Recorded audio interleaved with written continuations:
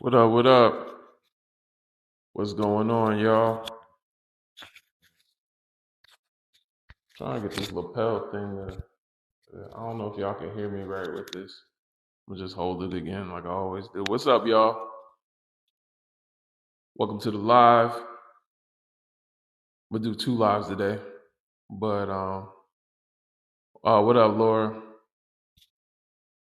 Yeah, we see a few brothers and sisters on the Tickety Talk talking about the conflict going on in the Middle East. Wanted to hear some of the Pan Africans speak up and talk about it. You know what I'm saying?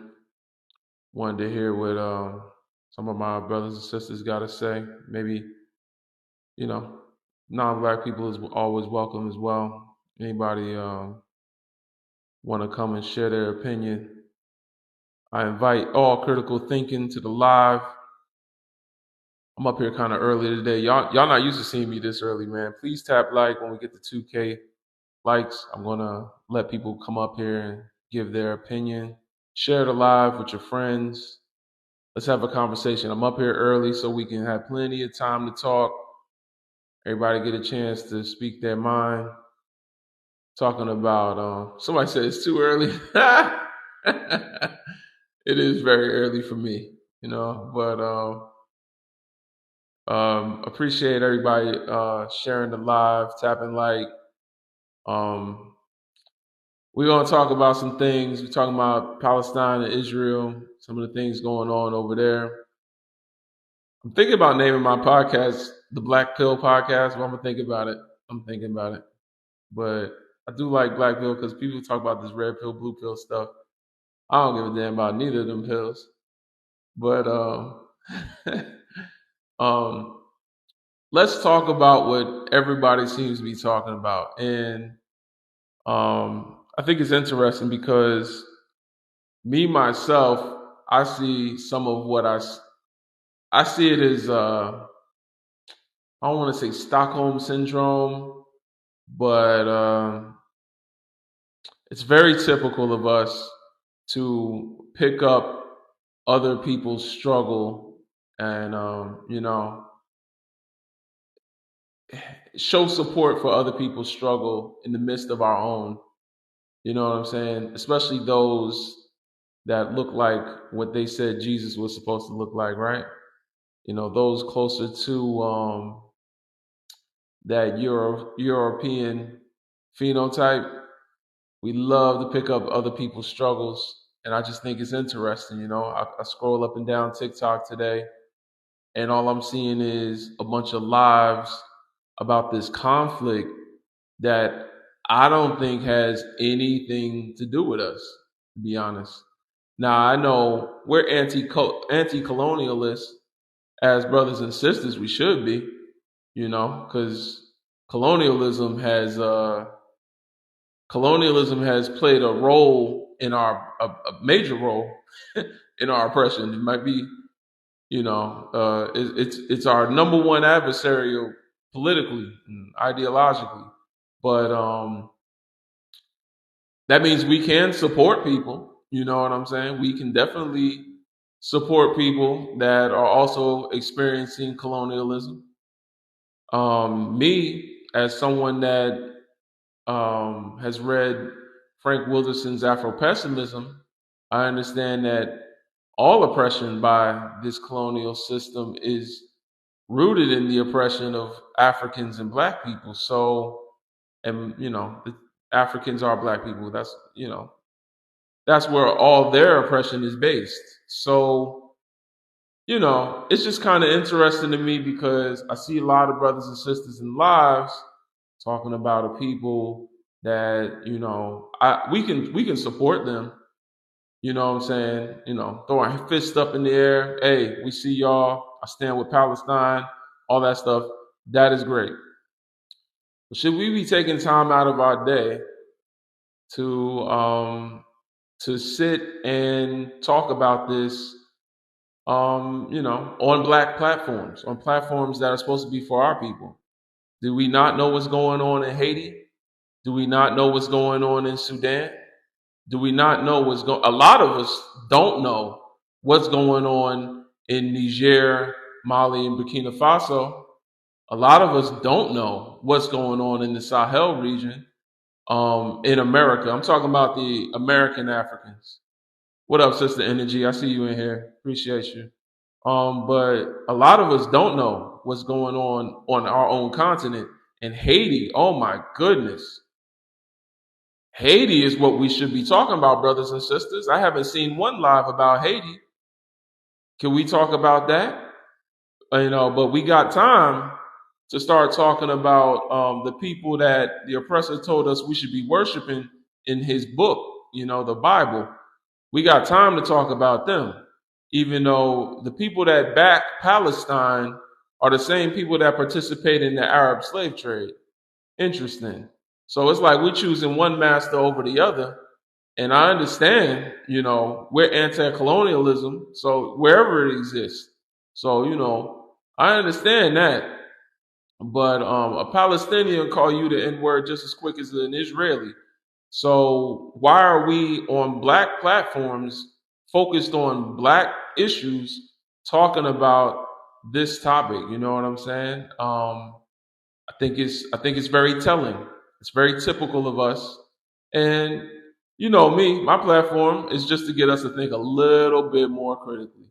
We can also stand, we can stand with them ideologically. We can support them, take a little, time to hear their story. Okay, yeah, we can chew gum and walk at the same time. I get that. I'm not saying we can't do that, but should we be hosting lives and focusing and talking about a conflict that don't have nothing to do with us? You know what I'm saying? And that's really what the first question is about. How does it benefit black people to pick a side in this fight? And then the second one, I've seen a lot of backlash from the Middle Eastern celebrities. You know what I'm talking about, the ethno-religious group that starts with a J. I've seen a lot of celebrities saying that, not that they regret marching and supporting Black Lives Matter, but just kind of like expecting some sort of uh, solidarity in return for the colonization of Palestinians. Like no, we're not doing that. So black folks are tired of people that have razor thin lips telling them who they should and should not stand in solidarity with. We're tired of that. We're going to do whatever the hell we want to do, and we're going to support whoever the hell we want to support as a community. We are tired of y'all telling us who we should and should not support. Those days are over. Y'all, we tired of everybody telling us, here's my Bible, here's my book. What I think is right, and what I think is wrong to you too. Like, we're tired of y'all projecting your morality onto us and telling us what we should deem good and bad. What is good and bad for the oppressor is not going to be good and bad for those that are subjugated to that oppression. So we're tired of that, and I wouldn't say that they're wrong for supporting Palestine in the way that they did. I've seen a lot of headlines saying that they were celebrating Hamas, but I've only seen that on the Fox News, TMZ. Those that side with Israel are saying that. All I saw was that they showed a little bit of support. So in Chicago, that is. So I don't think that's celebrating Hamas, but we do stand in solidarity with those that are fighting oppression and colonization. We kind of started all of that. When it comes to colonialism, that's what I'm talking about. Frank Wilderson, Afro-pessimism. Let's talk about it. Thank you for the gifts, energy. Appreciate you. Should Israeli people leave Palestine? Now, this is the question that I think a lot of us haven't thought critically enough about. Peace, Sister Molly. What's going on? A lot of us haven't thought enough about this. Should they be there in the first place? And by I mean us, I just mean people in general. Brothers and sisters, I think we all know the answer to this question. But um, should Israeli people leave Palestine? Y'all, do you know that the Jewish Israeli people in Israel, right? They are 9 times more likely to get melanoma from the sun than the Palestinian people. Do you know that? 9 times. Not twice as likely, not 3 times, 9 times more likely to get skin cancer from the sun in a place where they're trying to claim is their home. Maybe you shouldn't be there. If the sun don't even want you there, maybe you shouldn't be there. I'm just saying. You might be European. Maybe. I'm just throwing that out there. If you are in a place that's not Europe and the sun is burning you to a crisp to the point where 0.5% of Palestinian people get melanoma, but 4.5% of Israeli Jewish people get melanoma, my friend, you might not want to be there. It might be time to go back home to Europe. You know what I'm saying? You might be from the Caucasus Mountains. I'm just saying, if that's the case. And then you're sitting here, you're causing all this war, calling this place your home. Y'all only moved in 1948. Might not be your home, bruh. Might have to go back to the ice-capped, wintry mountains from which you came. I'm just saying, look it up. Melanoma rates. Look up Jewish melanoma in Israel. Look it up. They are 9 times more likely to get melanoma in the place that they are fighting for and calling their land. So I'm just saying. You know what I'm saying? That's kind of wild. But I'm gonna bring some people up now. We over 2K likes. Keep tapping. I'm always gonna side with brothers and sisters first. We're not up here to. I'm not gonna go back and forth. I'm gonna remain pretty neutral in this conversation, but I do invite everyone to come up and share their opinion on the subject. Maybe share your view. Brothers and sisters, thank you for tapping like. Thank you. Populous, what's good, brother? Good afternoon. It's not morning anymore. Afternoon, yes. What's going on? You want to share something with us? Yeah, well, there's a difference between, wanting good for your people and then being super centric towards your goals where nothing else matters and stuff. And so, I don't want to veer off into that kind of territory. There's a way to be pro-black and still not be dismissive over war crimes and G words and stuff going on abroad. Whether or not they're going to call us the N word is irrelevant. Okay. Hold on, Reed. We're going to come to you next. Just a moment. Sorry. Okay. No, I hear you. It is a being... little bit relevant to me when we're talking about black platforms on social media, speaking about an oppression that they don't really have a dog in the fight of who would benefit. But that's America 2.0. And so if they really totally did try to sink this country with them already shifting weapons and power and money and finances over to America Junior with their racial apartheid and how they're treating people and silencing them, but here it bullying the is. media worldwide into siding with Israel. Like, what makes you think that those same powers can't be used against us? And they do it. They in are. front of everybody. I don't have to. I don't have to like imagine that. Not to that level. They are. Not to that level, though. Yeah, to that level. It's just we only think as Americans sometimes, and we don't think as a race of people. We don't think about our African brothers and sisters throughout the diaspora who are also suffered the same similar oppression from the same oppressor. But at the same time, when you think about it, who is funding Israel? The United States, the West, basically, right? Those that have oppressed us here in the West. And who is funding Hamas? Who's funding Palestine? Iran and those that oppress our brothers and sisters on the continent. So why are we choosing one master over the other, or who we going to fight for in this battle of oppression when it really has nothing to do with us? No, there's a difference, and you just switched it up between fighting for them or picking a side. Okay. Like, All right. Yeah, I like where you're going with that. Yeah, supporting and fighting is different. yeah, Right. no. So, and Okay. and my thing is, it does behoove us as a black community and the diaspora to side with them because, um, even with racist people, they can make exceptions and they can find respect into somebody they're supposed to despise, and so they can respect your integrity if you stand true with your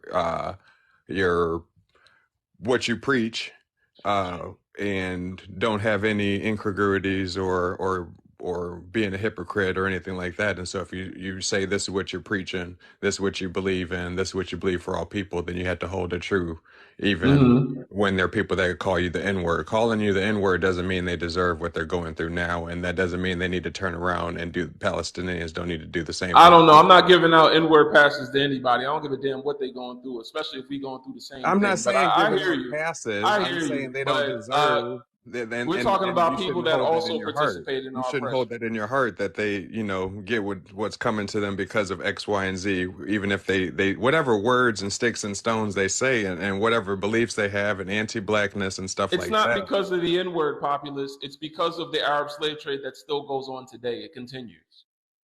So it's not just the N-word. But I you're still said saying that they'll they call you the deserve it N-word just as and quick that these are as war Israeli crimes. people will, but at the same time, the people that fund them are participating in a slave trade on the continent.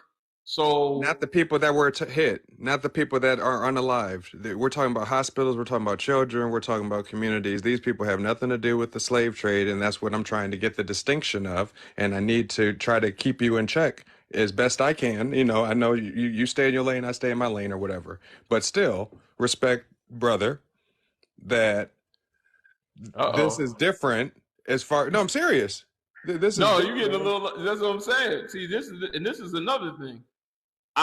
When it comes to the two of us as black men sitting up here arguing over a war that I feel like we don't even have any place in, I don't think it's enough for us to even get emotional, to be So the honest. next step Yeah. is to ride the waves. If this is what the current events is about, then voice your opinion. You don't have to fight for them. I didn't say, take up arms and put your life on the line over it and stuff like that, but still you can Mm-hmm. do what you can.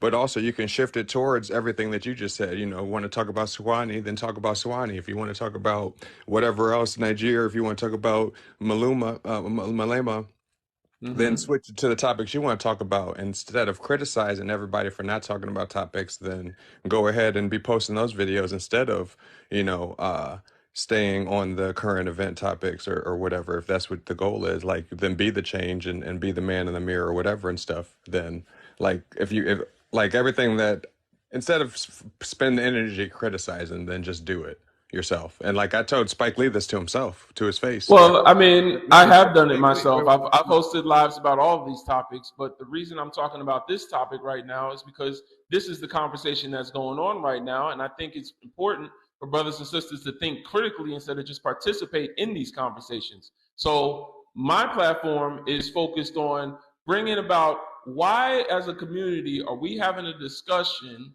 siding with people who also participate in anti-blackness, although they have supported Black Lives Matter in the past. Okay, cool. And I'm not saying that they deserve anything. So I think it was disingenuous for you to even bring that word up. I wouldn't say anyone deserves mistreatment, but I'm saying, why are we spending time on this platform talking about people that, even if they were to win their so-called fight with colonization, they're not. It's not going to end colonization for us. But okay, even if they were to win, those that would be the beneficiaries of that win would still continue to take part in the oppression of black people. I'm not saying that that the civilians there are at fault for what's going on, or saying that they deserve to be mistreated. Like, I think that's the thing about this conversation. It's very nuanced, and I don't think anyone deserves any sort of unaliving and all that other stuff. That's cool, but for us to be on black platforms that specifically speak to black people, and then take all of our time away from black issues and talk about issues that don't involve us, it's kind of like, okay, I mean, we can support them, like you said, but if your platform is directed at black people, then let's bring it back to black. And that's what I'm doing with the whole conversation. On my live, I decided, you know what? I can take part in this conversation, but let me talk to brothers and sisters in a way which is like, hey y'all, let's bring it back to the community. Is this something we should even be talking about? Is this something that we should allow people to tell us how we're supposed to think? Some people are telling us that we're supposed to believe, or side with Israel. Some people are telling us that we should side with Palestine. All this other stuff. But at the same time, I'm like, I do support anti-colonialism, and that's what we all got to do. We seen what happened in South Africa, but right, like Sister Molly said in the comments, I'm just here to tell black folks to think for themselves. I don't see nothing wrong with that. And then the other thing is that colonialism and the white supremacy and the patriarchy and the capitalism all goes together, and the Christianity and the Judaism, as far as being this big movement that we're fighting against. And so you can't But pick and let's talk choose. about patriarchy then. Because when it comes to patriarchy and we talk about feminism, should we side with white tea women in their oppression from patriarchy, their subjugation to patriarchy? It's kind of like a similar conversation. It's like a white tea woman goes missing, and then we all coming up here Overall, and like they talking do about it, us. and it's like, well, sisters go missing every day. No, If no, we're no. going to talk Overall, about if we we're going wouldn't to talk focus about on that. colonization, let's talk about what's going on right now in Haiti. The past few weeks in Haiti have been tragic. If you look at what's going on, let's talk about the Sahel region. Like, I'm just bringing out that we haven't seen lives, we haven't seen these creators talk about any of these other conflicts. I've spoken about them many times. We haven't seen them talk about these things, and to the point where when people come on my live, they don't even know about it. But now, when something's going on in the Middle East, we all talking about it, and I think that's very typical of our people. So what are you going to do to get it trending, like as far as giving it this platform and this level of coverage? Like I said, you can do what you can with your platform and stuff, but it's still, if this is what the media around the world are going to be talking about and stuff, we can voice our opinion and then switch it back to the topics you want to talk about. But you can't change the entire current unless you have a plan for how you're going to put what's going on in Haiti on the map to this level of what goes on in France or what goes on in Israel and things like that. Like, how are you going to put what's going on in Haiti I on think the you're making it about the individual now, and I'm talking about us as a people. I think now you're saying, because I have spoken about these things, but I've also spoken about things that go on with my people here in America. My section of the diaspora, and I've tried to focus our topics on things that happen. There's many different playing fields. There's many different battlefields for the fight for the black liberation. There's cultural, societal things. There's, like you said, patriarchy. There's capitalism. There's education. There's 9 areas of people activity, according to Dr. Neely Fuller. So it's kind of like just pick one and talk about it. You know what I'm saying? So this Christian uh, nationalism believes in the same God or or pursuits as the Israelites and the Israeli government do, as far as eminent domain. This is ours. We're going to come to America. We're going to come to Israel or Jerusalem or wherever, and this is ours. And we're going, like the Bible tells people, or it tells Israelites and the people of Israel and stuff like that, to that everybody else doesn't matter. That yeah, you're supposed to treat them nice, but you're not supposed to take a non-Israelite as a slave, but you can take the foreigners and the sojourners as slaves and stuff like that. You can have an indentured servant that's an Israelite, or you can, you know, like instead of having crumbs, they say what good are crumbs to a dog or whatever, and they're talking about a Gentile or a non-Israelite. Wait, But wait, wait, all wait, this wait, stuff wait, goes wait. into being I don't know what you're talking about, Populous. in the Hold Bible, on, the Wait, same Mike. stuff Hold that on, black Mike men Bleak. Hold believe in. on. You can't skip over people. We going up. We're gonna come to you. my bad, my Um, bad. yeah. All right, Populous. Let's go to someone else. Thanks Okay. for coming up. Hold on just a moment. Friends V. Could you give us your Could you give us your age, race, and pronouns, please? Yes, my pronouns are she, her. I am Black American, and well, I'm Black. And I'm 48. Um, Hmm. I totally agree with what you said earlier in reference to the why are we so quick to jump in bed with other races or ethnicities when it comes to trauma. And I put that in the comments, and nobody really said anything, right? But I think that that's something that we really need to think about whenever someone goes through a trauma.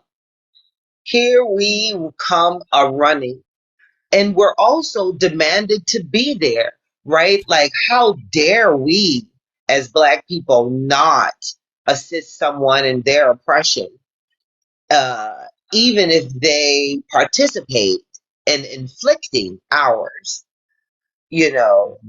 I think that this trope of the forever forgiving, forever helping, forever loving, quote unquote, Black person, I think that trope is slowly dying. And there's a lot of people that are Black and that are not Black who are really going to have a problem with Black people walking away from assisting them with dealing with their trauma. Because we have enough of our own, personally. Hmm. Yeah, I hear that. Yeah, that's facts. Thank you for sharing that. Yeah, we it's almost like by us acting on our own behalf and just requesting humanity be shown to us. We are now supposed to, be the hero for everyone. And like I said earlier, there is a nuance because I do support anti-colonialism wherever it exists. Like if there are people that are being colonized, their land is being taken from them as Africans that suffer from that same Injustice oppression. everywhere, justice everywhere. Right. Right. You see what I'm yeah, because I mean, according to Afro pessimism, all injustices everywhere are deeply rooted and based on the injustices done to us as Africans. We're the only people that have had all the different types of oppression. Everything you can name has happened to us. And we focus on those that have a specific type of what we have, one piece of what we have, and all of a sudden we're running to their aid. And it's like, it's cool that we can voice our support and stuff like that. But if your platform is about our people, maybe go on some of their platforms and voice your support. Maybe if that's what but why are we taking time out? And I that's mean, that's but we're all I not wanted to bring the just taking conversation to. time out, right? Like, we are actually getting into arguments, and we're getting into arguments with people from Israel. I Right. was flipping through and I saw a live. where there was a young black lady in there, and she was attempting to talk to three Israeli people, two male, one female. And after she had been in the box for a while, they put her out the box to allow someone else to come up. That's quite normal. But Mm-hmm. what happened after she left the box was what made me angry with the whole thing, other than, of course, the treatment and the attempt to gang up on her and shut her down while she was up there, which is why they only allowed her to be up there by herself, right? But Mm-hmm. after she got down, they basically verbally assaulted her and her character, as if Wow. to say, how dare she not come to our rescue for our trauma. That's our job as Black people to the world. When something happens to them, we're supposed to run over there with them, stand with them, fight with them, stick up for them, and then go back home and get beat up and get treated bad and get less than everything that everybody else has got, even in our Mm-hmm. own countries. You know what I mean? So I do think for question number two, and then I'll be quiet. I won't go to question number three. I'll let some other people talk because I know there's other people on the panel. But I do Mm-hmm. think that it's a poignant point to make when we're talking about Black Lives Matter, because we're talking about a very specific thing that was created for a very specific reason. We all know that they got co-opted, okay, and that some money and some power and some status got thrown around, and whatever happened happened, right? But we know that Black Lives Matter is supposed to be for Black Lives Mattering, and nothing's happening. Mm-hmm. Mm-hmm. Okay, Mm-hmm. so if we have Black Lives Matter supposed to be instituted and running for the sole purpose of making sure that Black lives are mattering to Mm-hmm. everybody, everywhere, in all facets of our American society, and it's not working. Hey host, Why in yelling, the 1 second? I'm is almost Wait, done. I'm almost hold done. on, Mike. Come on, I'm man. Stop. almost no, done. but Don't you can't. interrupt the I line. You got to be promise. I careful with the promise. words It's you're going to be using right real now brief. because TikTok will Come cut. on, man. Listen, man. It's You gonna gotta be real brief. It's gonna be real brief. go The ahead, re- sister. the Keep going. the reason that I'm agreeing with him is because if all of that is true, which we know it is, why on earth would this organization open up its face to say anything about anybody anywhere? Their sole focus needs to be fixing what our problems are here, not talking about what's happening to everybody everywhere else on the planet. That's how our movements get co-opted, and the ability for us to pull ourselves together gets stripped away from us. And I'll land Mm. my plane because the brother want to talk. Sorry about that, bro. Hey, I just wanted to get man. that off my chest. You was spitting, sister. You ain't told not one lie. Listen, she spit a lot of facts right there. If we talking about Black Lives Matter, Just wanted to apologize. there's because plenty of we're I things wanted we to mixing the can talk group. apologize. about. She was spitting facts, bro. I just know there's certain terms in lives that where what she was certain terms that she's saying can get the live cut. That's what I was Okay, focused on. I just we're didn't gonna want to. get to Yeah, you, because Mike. You gotta be patient. no On my worries, no worries. live, we go up in order. No, he was trying to warn about the So what words did she I was say using. wrong, really quick, so that we know? Because I don't know what I said wrong. So what was it? I don't want to get his live So messed up. there's an acronym you were using when it comes to our lives, right? That actually like will get a lot of the algorithm to come in and it will cut the live. It's kind of like why we had to switch to using YT people. It's real Oh, funny That okay. the type of What should we be things that saying? yeah. are So yeah, banned, isn't it? I was just Yeah, trying we to need check her on it like that because it platform. will the live will get cut. I've been on lives before where this conversation has happened and right when that started popping off, Bro. it just shuts the live down. What does it rhyme with? Okay. What is Well, what does it rhyme with? No, it's just our lives that, we're talking What? about. What? They I are Just know what anything? word. What word are you talking about? it's the acronym. It What? starts with a Uh-huh. What B. does the acronym rhyme with? C L him. Okay. Oh, I Dang. see. Dang. Of course. So see, this is where we need to fix Good it. job. Good job. So we need our own All right, platform. So don't we need type to that in stop the worrying comments about either, y'all. censorship and F1 up the messaging. comments, please. Yeah, yeah. Yeah, I was All just, right. I wasn't trying to interrupt. I was just like on that point. I've been in lives where they've like shut it down because of that. I'm Yeah. Well, fundraising so thank we can you. get our own platform. We don't need to be up here trying to use other people's stuff that say using that acronym is That red would be flag worthy. awesome. But Okay, Yeah, so I'm gonna go to the I next feel you, man. guest. Um, uh, Annette, could you give us your age, race, and pronouns? Yeah, it's true. You can call me Anet.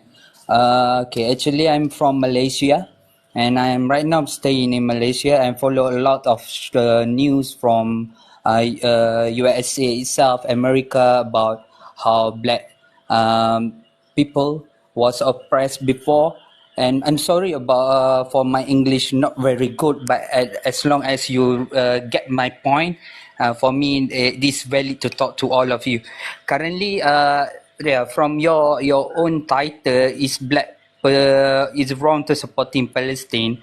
Should Israeli people leave the Palestine and the benefit of black people to pick a side itself? I would like to tell you the history of Islam itself. The history. Let me tell you. Let me finish. The history is Real quick, we got. before you give us a history lesson, what is your Yeah. age, We Annette? got. Well, How old are you? I'm 27. All right, 27 and years old. what race are you? Are you Yeah. a black or Asian or white Malaysian? I'm Asian. I'm Asian and Okay.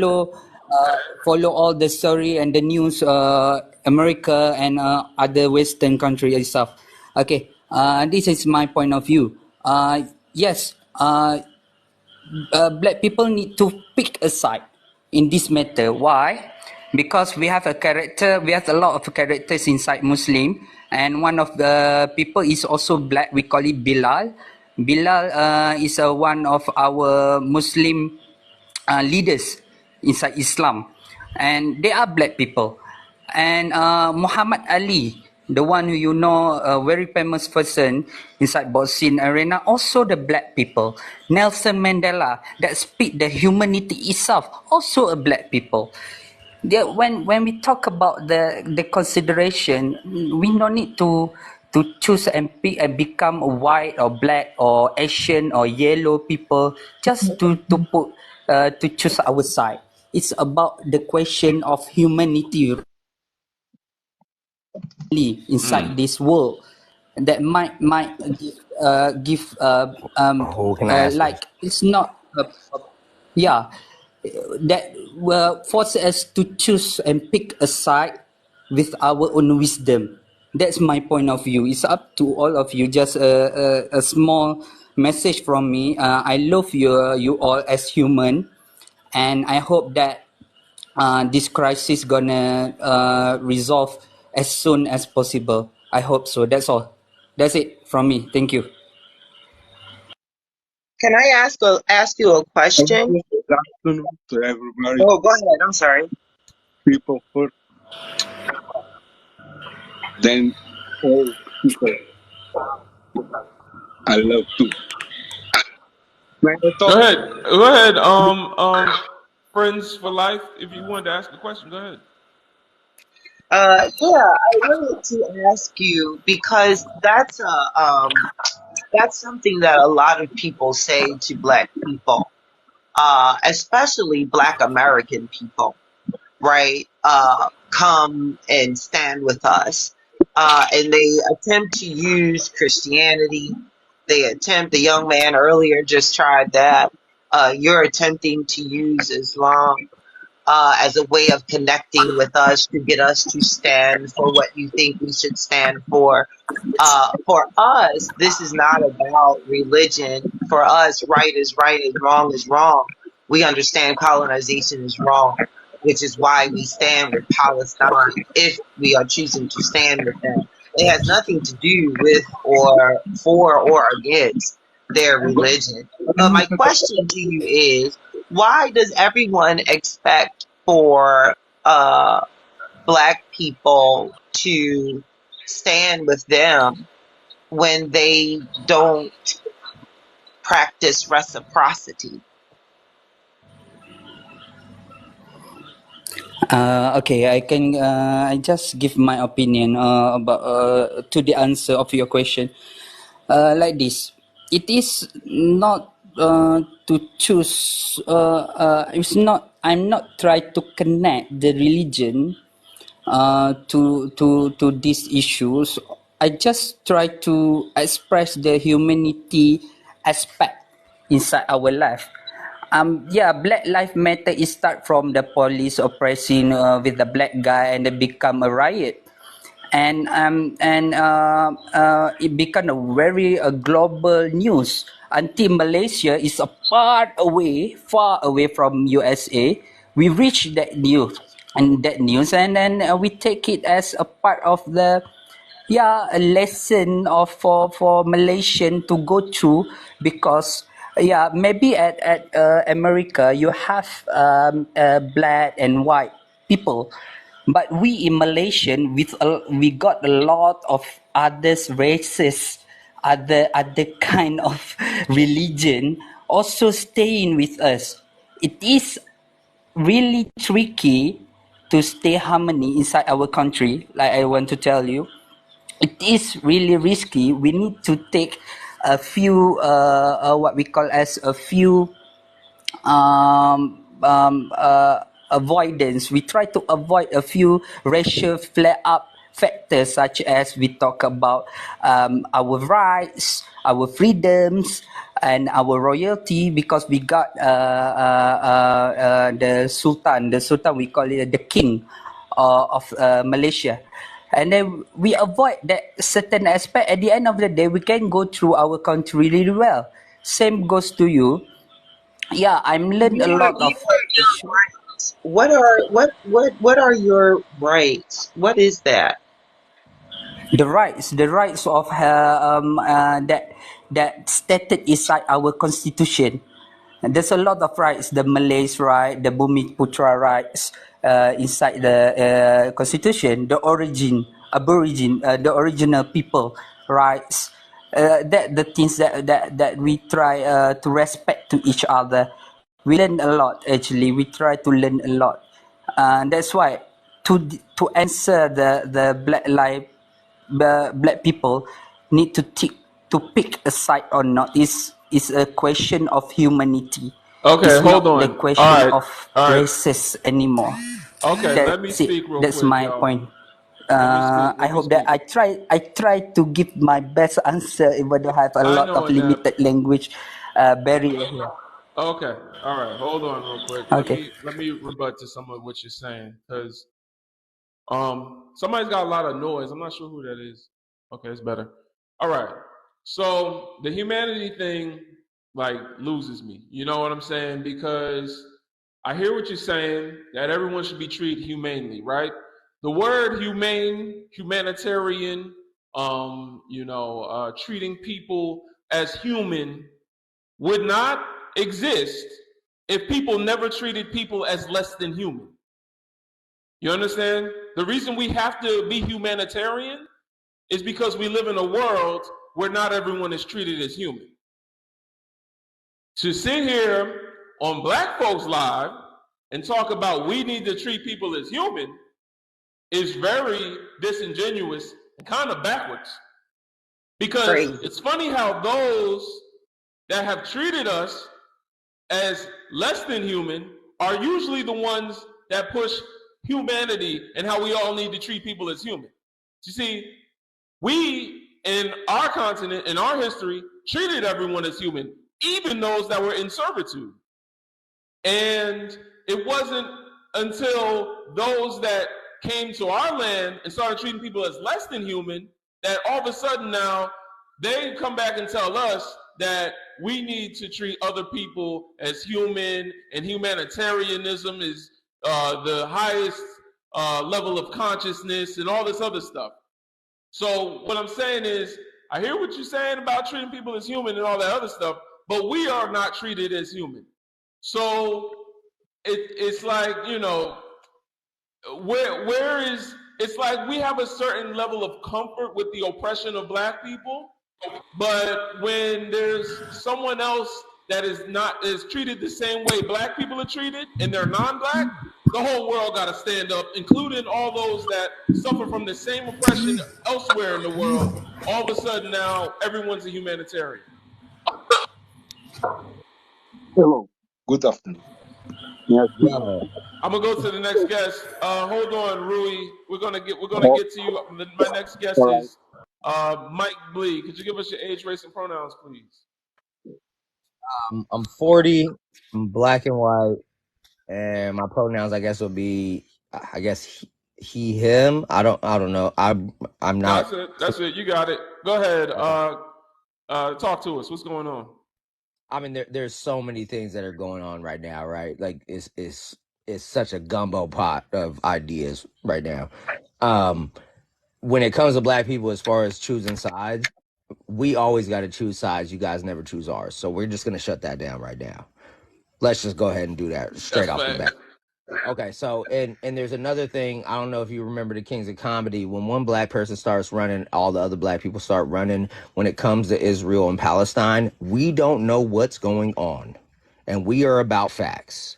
So what you're telling me is something's going on in this place that nobody knew about for the last year, but they was building a facility to go ahead and set up this war that they've been talking about, and then we don't really have a understanding of what it is. I can kind of understand Ukraine and Russia, so that doesn't really worry me. We're a conspiracy type of people, and there's some kind of conspiracy going down. And what happened is one of us started running, and we all started running because we said, nah, there's something else. That ain't got nothing to do with Palestine and Israel. We out. And then there's a video that comes out about the Rothschilds talking about we set up Palestine. You telling me that the Rothschilds have money in this venture, and we just released $600 billion of sanctions on oil back to that country, on Israel, which is backed by Iran. There's so many things here that I can't back, and that's the reason why I won't choose a side. Because I see people on my Instagram posts and my Facebook posts saying support Palestine, and then I see other people saying support Israel, and I see it going back and forth, and I say for what, and they say I don't know. So I'm sorry, bro. I'm just not that plumb dumb. I'm just not that plumb dumb to just jump into something and choose a side. Like, I'm not a fan of Trump. Do I understand his differences on other things? I kind of get it a little bit sometimes, right? But I'm not a fan of him. Am I a fan of Biden? I'm not a fan of him either. I want to choose somebody else. Like, I just don't like either one. And then when my wife comes to me and says, hey, you better go vote, otherwise we lose. And I said, I'm losing when I vote.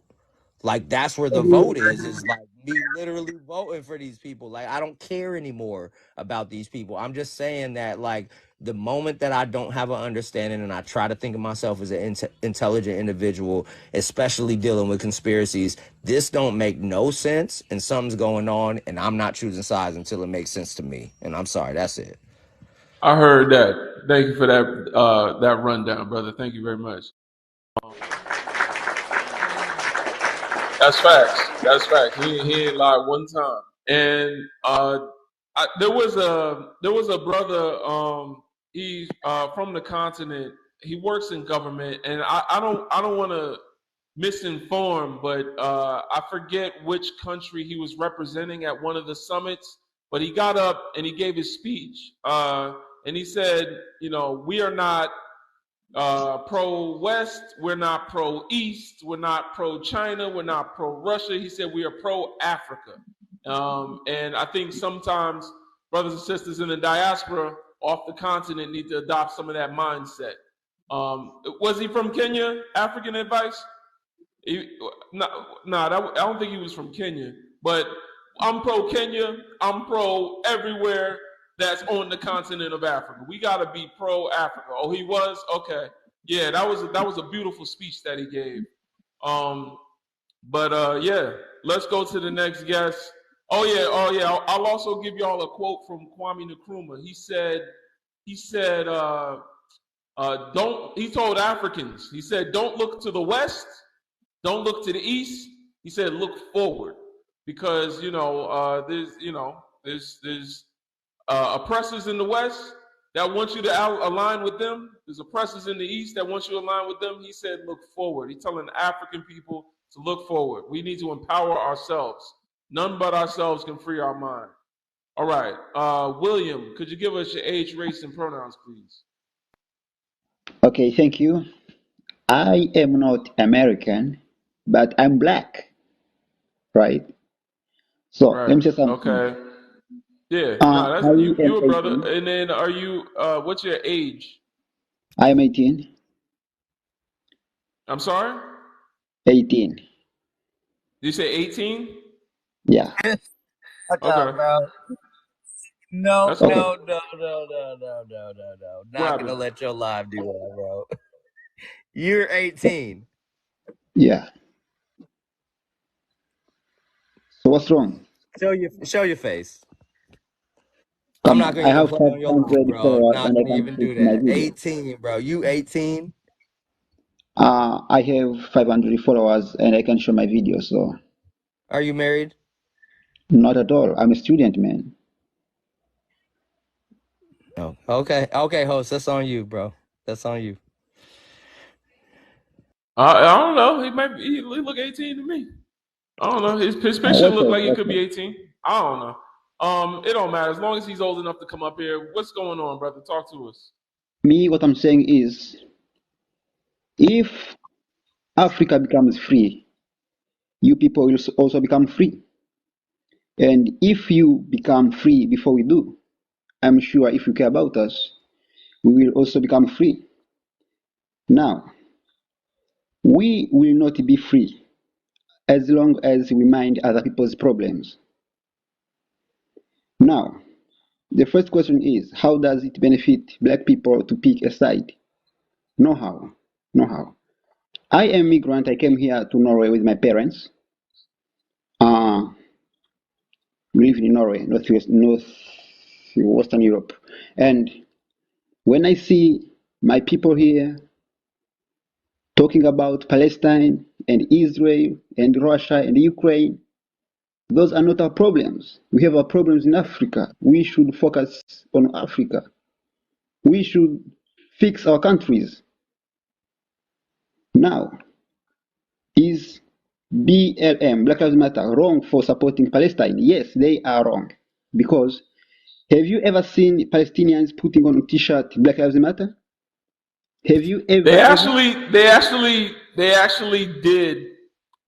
They They Okay, kind actually did. maybe they of did. Didn't yeah. they?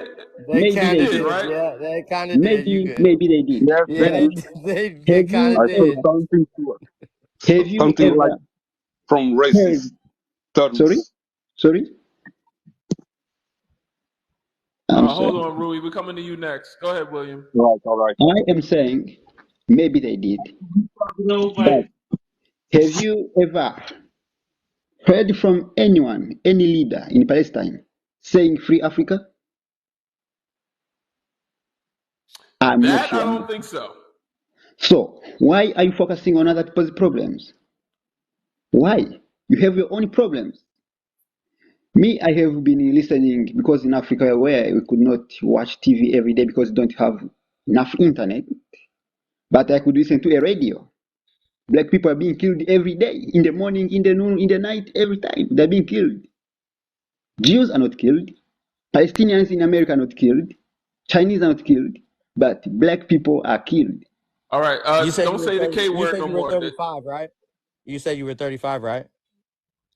So Sorry? like we come from the same like generation, close to. I am 18. That's what I mean. Okay, I just wanted to see. Man, I'm I just sorry I don't get your dialect, do it. I don't know because why you don't believe he's 18. He just got a deep voice. Nah, English is my nah, first bro. language, so Nah, it because means he's talking about a history that he shouldn't know about at 18. That means that he was born in what 2010, 5. 5? So, Yeah, yeah. nah. He know history that ain't supposed to be his history. Of course, you must focus on history. Now, if you focus Well, on drug dealing and whatsoever, Alberto. I me, mean, yeah, I can't tell No, someone it's what not they a it's should not and a shouldn't know. competition with you. It's not a competition with you based on what you know. Like I'm not trying to do that, but it just seems like what you know is not something that kids your age consistently know these days. So I'm Let me tell having a you. problem with Well, it. Now, if listen, you're Mike, telling me the truth, you're derailing if the you're telling me conversation. the I want truth, to I focus ain't on got the no problem with conversation, that. man. Mike, Let me tell you something, right? I don't really care as long as he's old enough to come up here. It don't matter what age you want to be. Let me tell you something. And I'm not going to tell someone that they shouldn't know something. You don't know what these kids know today, Let me tell man. you something. I am from Congo, and my country suffered the worst genocide in the world. They unalived 30 million people in my country, right? That's what I was going to say. He's from the Congo. We kind of got to So listen to this brother. you, if maybe you're 30 or 40 or 50 and you know nothing about your history, me, I must know mine because I don't want it to repeat again. And we King must teach it to Leopold. our kids in Yeah. kindergarten. So, should Israeli people leave Palestine? That last question is: should Israeli people leave Palestine? That's not our business. They either leave or stay. That's not our business. Focus on Africa and the diaspora. Thank you. Thank you for sharing. You You know what? got I apologize. 18 years. If you're 18 years old and you know that kind of history, man, I really apologize for it. I'm sorry. It's just throwing me off because Yeah. I haven't met an 18-year-old in my current age that in as you are. So I apologize if I'm coming at you, man. But if you're Let me that tell you smart at something before I 18, leave. like Let me tell you God something bless. before I I hope leave. you lead this. Let me tell you something before I leave. I am studying farming and politics because I must go back and fix my country. So the reason why I focus yeah. on history is to know what I'm doing and what the main goal is. So thank you. Yeah. Shout out to them Congolese brothers. I stand with the Yeah, Congolese and brothers I and wanna apologize. I sisters was like sincerely, because I apologize to you, bro. Like, way to go. thank you for the respect, Mike. Because the Congolese brothers and sisters have been through atrocities, y'all.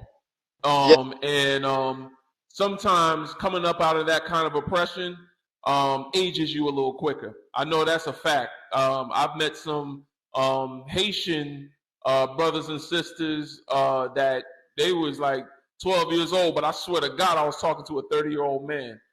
I swear to God, like they going through some oppression or age you quicker. I know that's a fact, but let me go to the next guest. Rui, could you give us your age, race, and pronouns, please? Thank you. I'm black. I born in Lisbon, Portugal, and my fathers come from Angola and Cape Verde. Understand? Okay. Yes. I'm going And to how old speak are up. you? I'm 44. Sorry. Okay, thank you. Go ahead, talk to us. I'm going to speak about the my father and my grandmother. They come from Angola. It's like Congo. It's like my brother from Congo. He's my brother too. All blacks all over the world. When the issue is black people matter to everybody. Everybody. Understand? Israel, once in a time, only have blacks in Palestine and Israel. The Palestinians, they say that in in in in in 1980, And we're not going to make any. We're in not making. 1880. Understand me? There are too many blacks on that ground. They kill everybody to put a white Please don't people. say the K word. Please don't. Just say that they unalive Sorry. everybody. I forgot it. I'm not English. I forget to pronounce another thing. You understand? Sorry. And they vanish. That yeah, yeah, No, I was talking to the people down here. Put F1 in the comments, y'all. yeah. Uh, and and my father and grandmother always said to me, when you see a black people, you must encourage him to speak, encourage him to live, encourage him to give a good life to him. Don't matter what place you are in this world. This world belongs to black people. My grandmother, she died with 99 years old, and my father have now 80. They stories, man.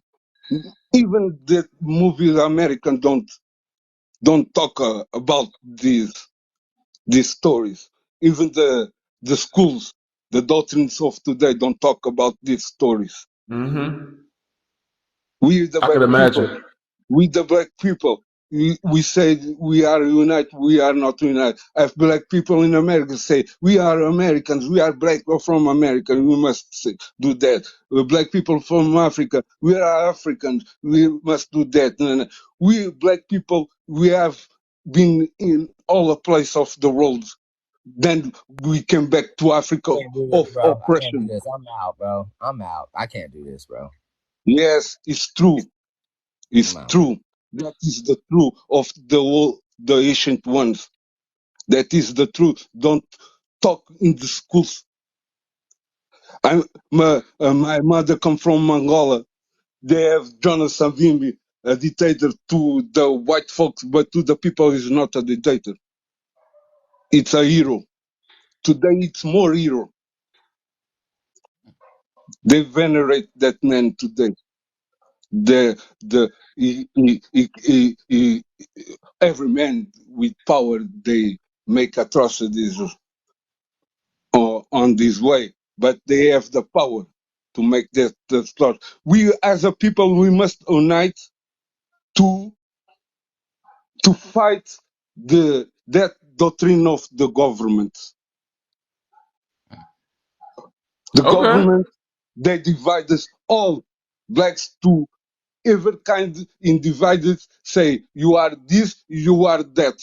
Because the Portuguese, when they come to Africa, they name it that continent, and they divide it with the German, with the Belgians and the English and the Spanish and the French.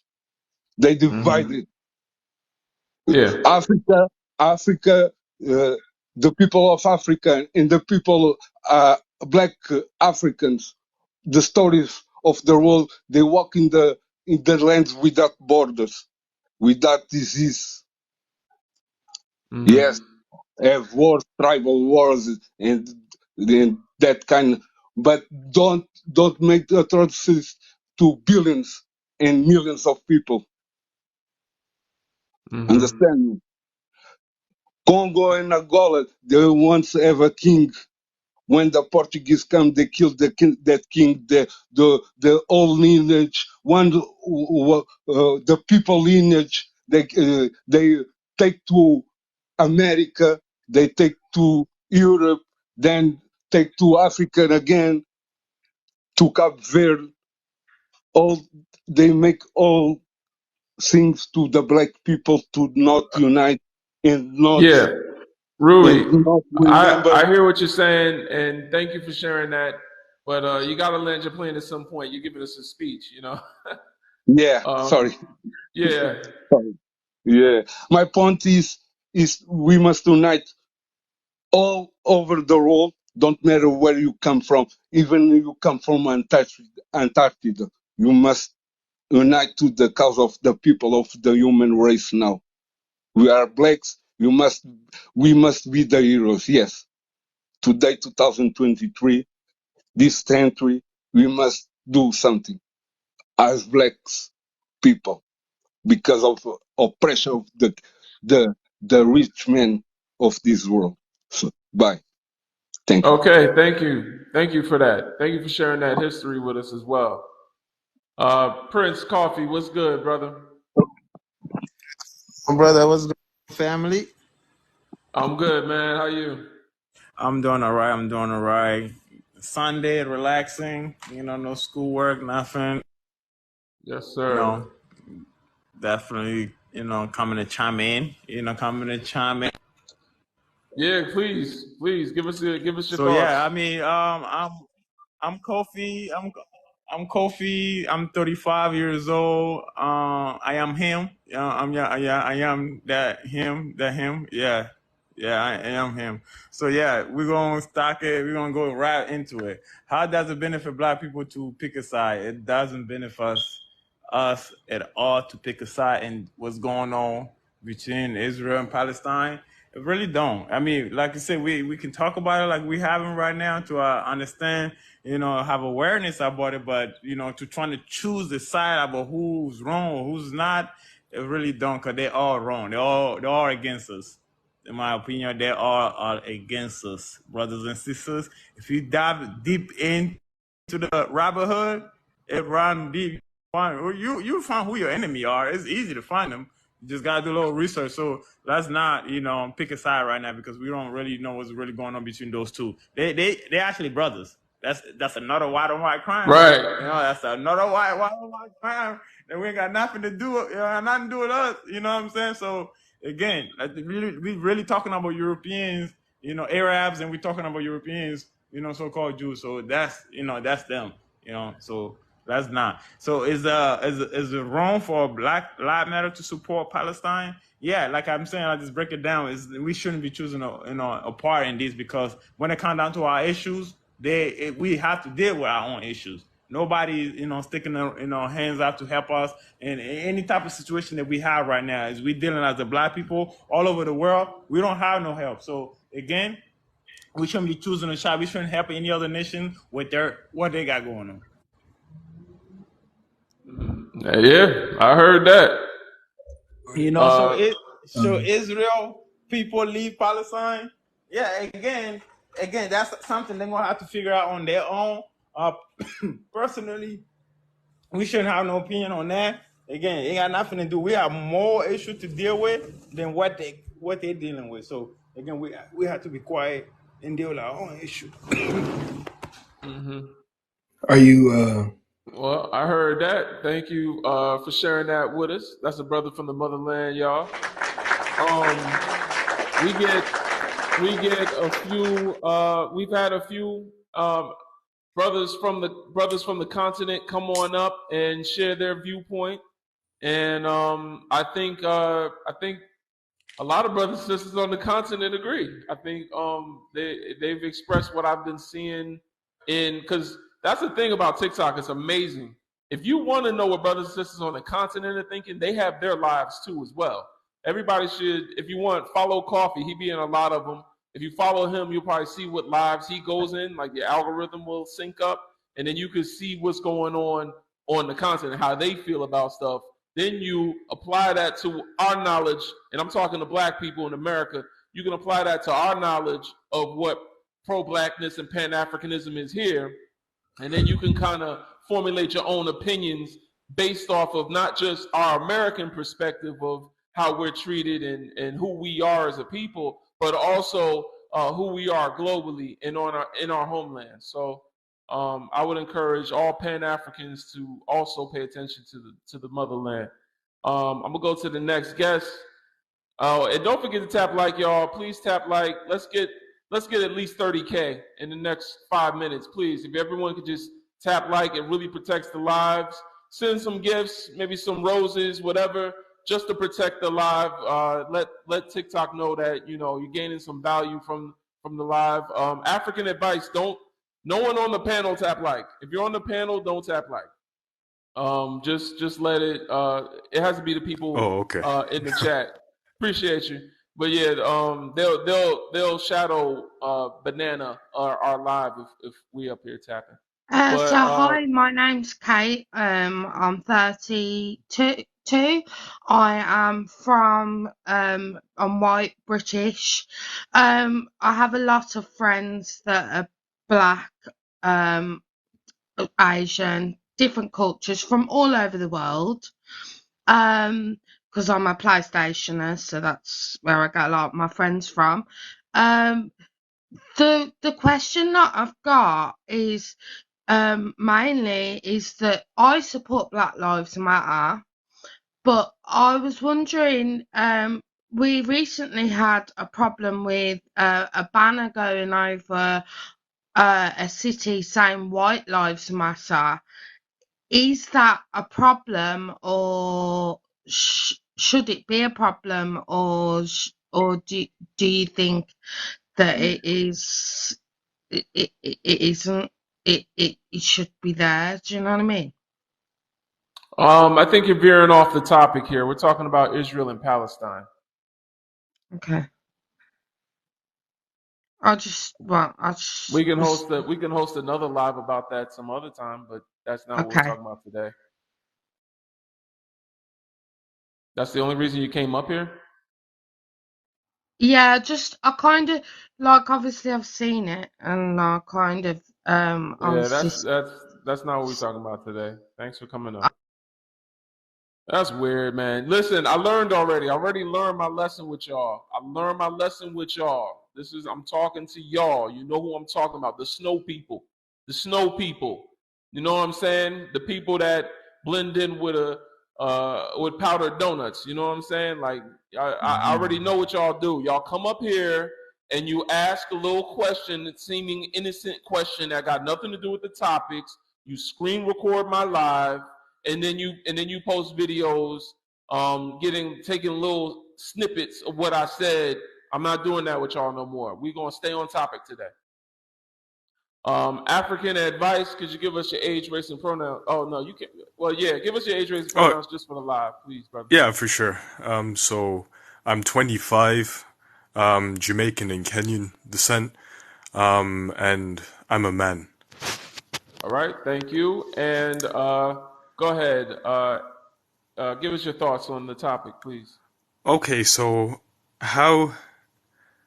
Okay, so I'd like to start with what's it called? How does it benefit black people to pick a side? It doesn't benefit black people to pick a side. It only benefits us, and like I said, controversial opinion again, for the conflict to continue, just like the Ukraine-Russia conflict is continuing. Because like I said, with them worrying about those issues, their hands are way too full to worry about, well, to also keep an eye on what's going on in Africa as well, right? Because you notice, for a few weeks, Niger was like on the front page of the news for weeks. But now that this has come up, it's like they're kind of like, all right, we want to do something about Niger, Burkina Faso, but our resources are really stretched right now. So we'll have to come back to them. So this needs to continue for as long as possible. And like I said, some people might see that as, lacking humanity in my answer. But look, it is what it is. This is a dog-eat-dog world. If you don't eat, you'll get eaten. That's just how it is. And, is BLM wrong for supporting Palestine? Well, it's not really about wrong or right, but I think they're wasting their time, right?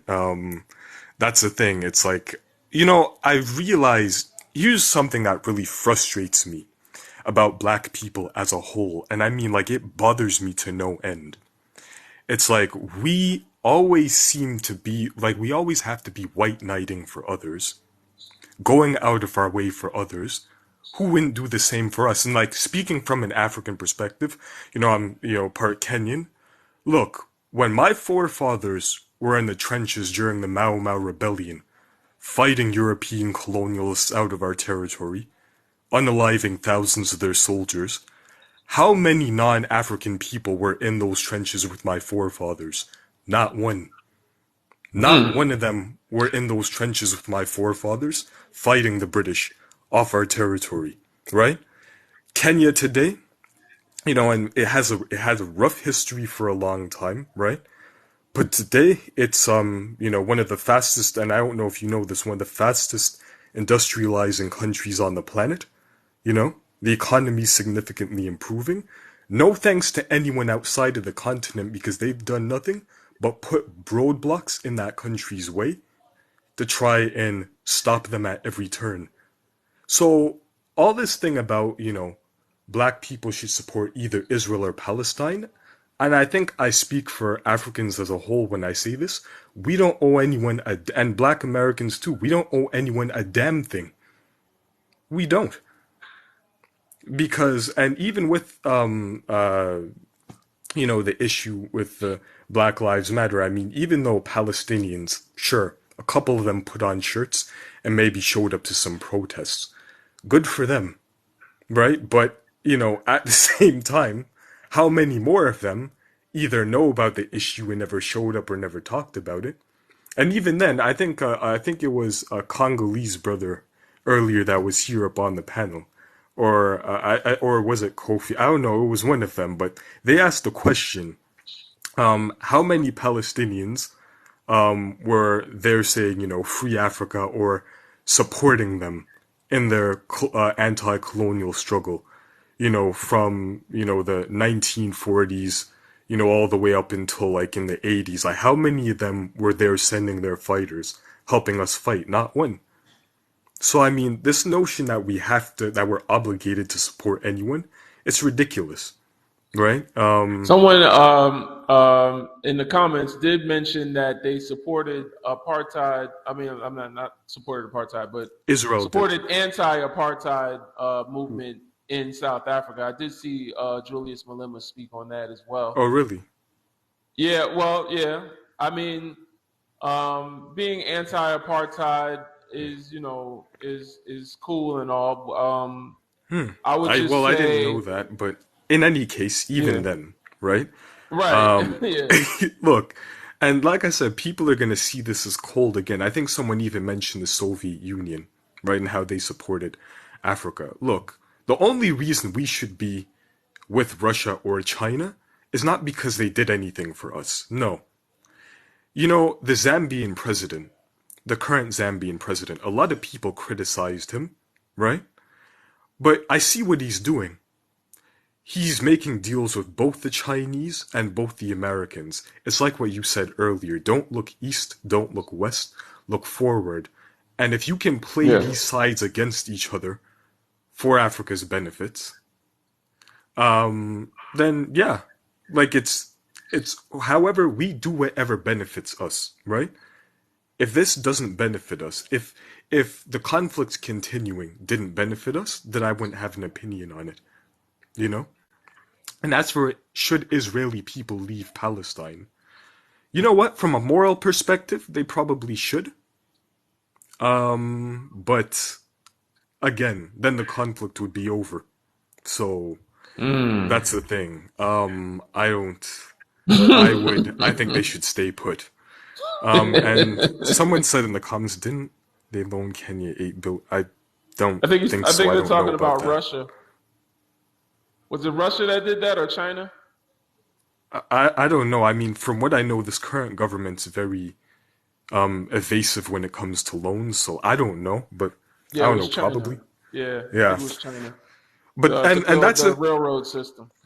And that's the thing, and even when we look at the whole East and West thing, I hear a lot about, especially in Western news stations, right? And, projection is a very funny thing because when I look at Western news medias, and I always hear about, China is colonizing Africa, China is colonizing Africa. You notice how you mainly hear this, though, from Western news stations? Right. Not from Fox local News African. love saying that. Fox News, like it's so. I'm like, look, first. I don't see them with any Chinese police. I don't see them putting military or soldiers on the ground in Kenya because the Europeans did all of that. So and we had to fight them out to get rid of them. So this is all projection. So it's just. What do you guys think? Sorry, I just got on the live. Hold on, M99. Yeah. We go in order here. Yeah. So this is all projection, but yeah. Anyway, it's like but Black people as a whole, I think like one thing that I think our mentality needs to change is we need to start thinking about what benefits. How does supporting this or getting on board with this benefit us? Right? Because I notice enough people don't have that mentality. And it seems like throughout the diaspora. Right? Yeah.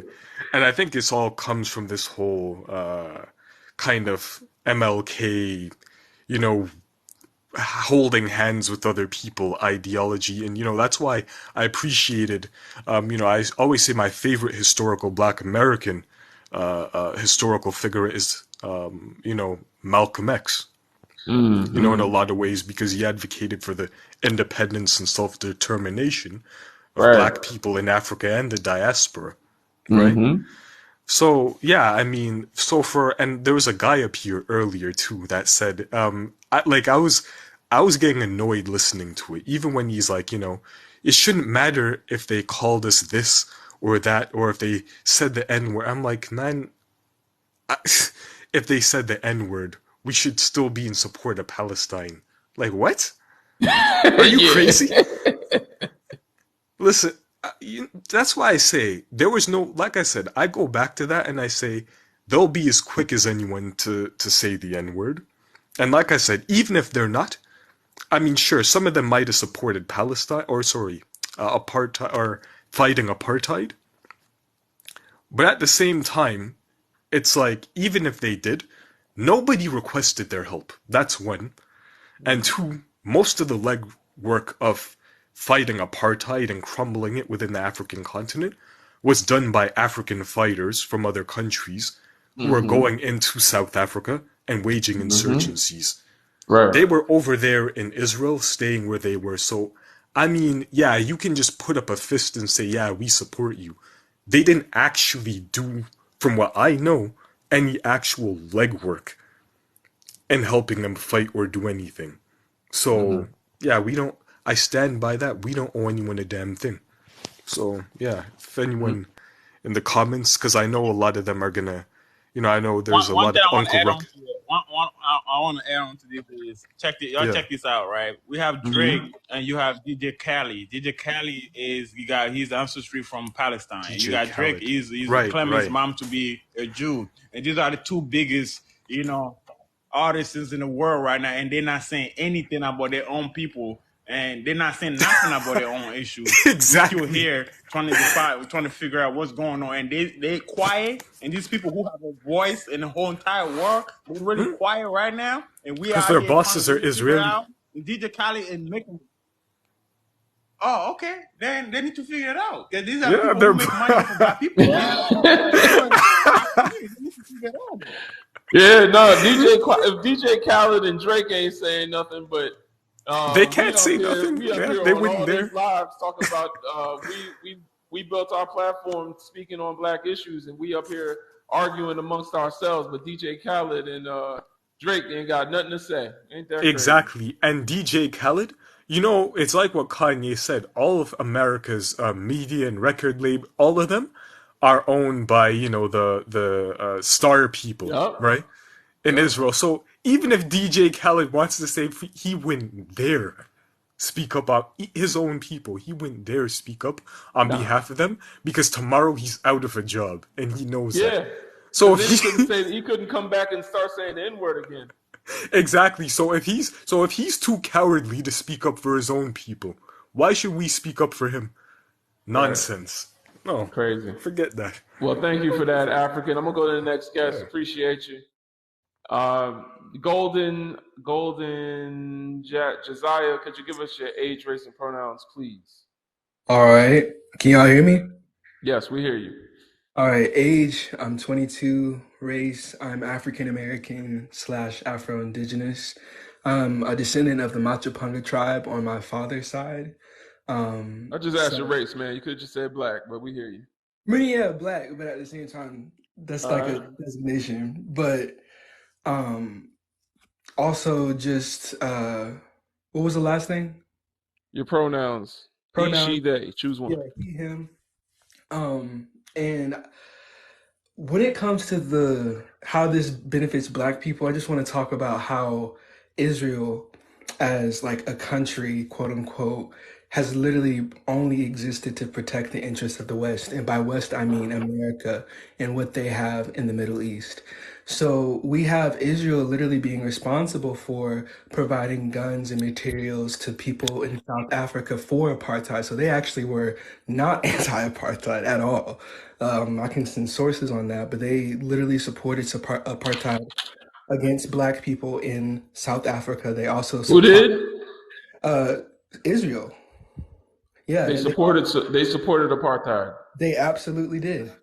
Yeah, Israel supported apartheid. They also supplied military weapons to people in the Rwanda genocide. So the Houthis and the Tutsi tribes literally supported the genocide of that.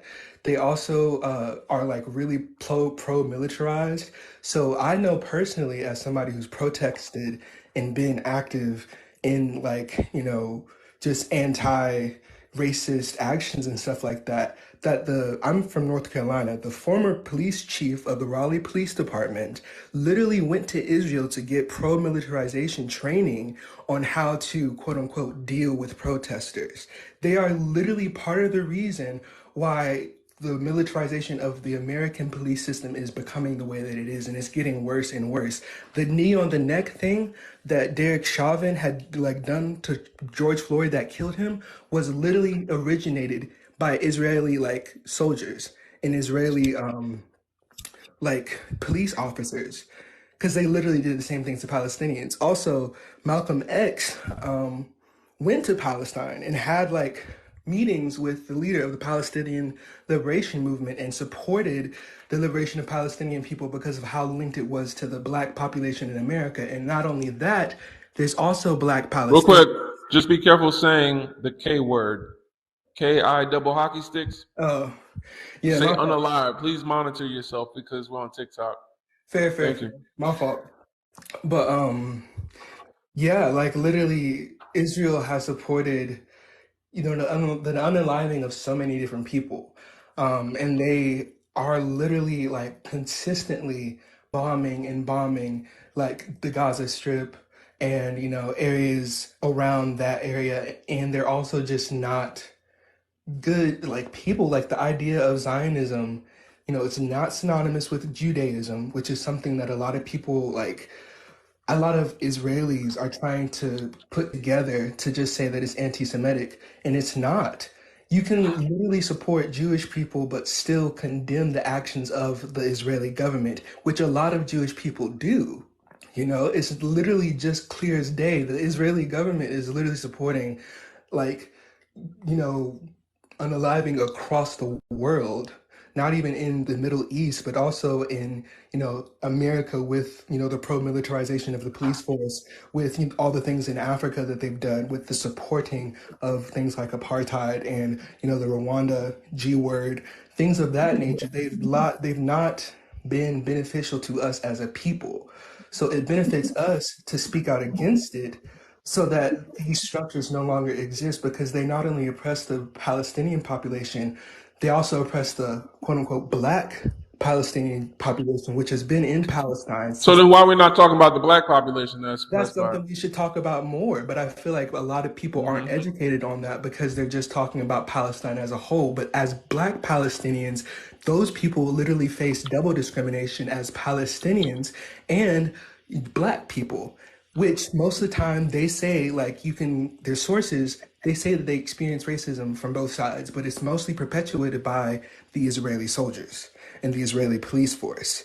Things that they like, say and do to like black Palestinians, and the things that black Palestinians have done in the name of liberation for Palestine is not really being, brought to the forefront. But that's something that I feel like education should do and would make a lot more black people like inept to actually being on the side of Palestine and actually understanding how important it is to advocate for that and how it's linked to our own struggle in America.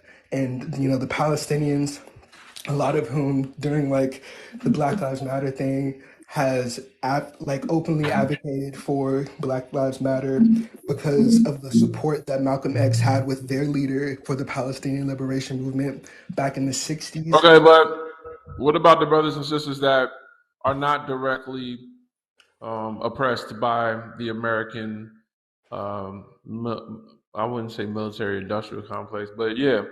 Like, what about brothers and sisters that aren't so oppressed by America? What do you mean by that? Like, could you clarify that? To take a pro-African stance means to fight as allies with brothers and sisters that are oppressed, no matter where that oppression comes from. And so I hear what you're saying about the West, but brothers and sisters on the continent are also subjugated to the oppression of people from the East. True. And those So forces if we want to talk also, about systems, now I can be in solidarity with people that are fighting, colonization and having their land stolen and, oppression from, the Israeli state and all that other stuff. That's cool. But, and that's on a civilian level, you know what I'm saying? But when we start talking about systems, we need to remember that Hamas is funded by Iran for a reason. Should they win, should they be successful in freeing themselves from the oppression of the Israeli state, there will still be a benefit and there will still be oppression. Oh, he left.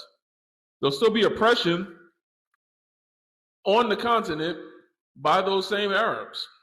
So We still once got again, a lot of Arab slave trade going on the continent right now. So I mean, we can't pick a side in this. Like we keep saying, like this is thing that's still oppressing us as a whole. As so we can that's nothing, none of our business. And again, when you look at the hierarchy and you go up in the chain, you're gonna see these are the same people. They're sitting on the same table and they're playing chess game with us. And and they didn't get none of these affecting them. None of these bombing, none of these affecting these people who are actually in charge of these things. So these are the same people, in my opinion, and playing chessboard with us. We need to figure out, we need to come together and solve our issue. Like I said, we can talk about it, be aware of it, but we shouldn't be picking no sides. I'm sorry, I like left, but I was just mhm. saying that with Israel not only being a direct enemy to Palestine, they're also by association a direct enemy to us as Black people. So yes, they are bombing like Palestine, which includes Black Palestinians. but the Palestinian Arabs are also a direct enemy to brothers and sisters that are not African Americans, but are still our brothers and sisters. So, do you focus mainly on the oppression of just Black Americans, or do you focus on the oppression of Black people? It's interconnected. That's what I'm trying to I feel like say, because when you think about in the oppression of Black Palestinians against like people who are Arab Palestinian, you can get like first accounts. There's like articles out there about the racism that Black Palestinians face and how it's interconnected to their identity as Palestinians and facing the oppression that they have from the Israelis. I'm not talking about the Palestinians. When you talk about Israel, you're not focusing just on the Israeli people in Israel. You said they're connected to a power structure here in America that oppresses Black people. And Yes. I'm trying to tell you that Hamas and the Palestinians are also connected to a power structure that oppresses Black people. In So what way? Could you like elaborate? look up the Arab slave trade. It still goes on today. And our people have enslaved our ancestors longer than Europeans. So, But that's not involving Palestine, and it's not relevant but see, to. that's what I'm saying.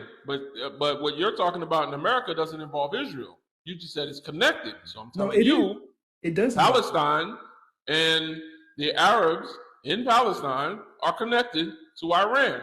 Look up Iran's part in the Arab slave trade. They definitely participated, and they're not giving no reparations. So you do So know that Israel also funded Hamas in the early 2000s. That was mainly how Hamas got its start as an anti-liberation movement to Israel's what point occupation does of that Gaza. make? It What literally does that shows change? that because they're saying that is Iran funded Hamas and like does that, but Israel literally does the same thing and I actually never they said I win. was pro-Israel.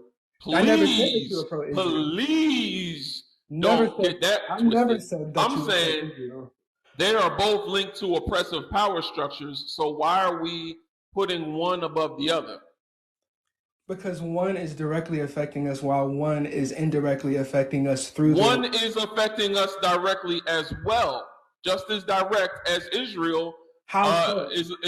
Israel is interconnected to America, and Palestine is interconnected to the Arabs.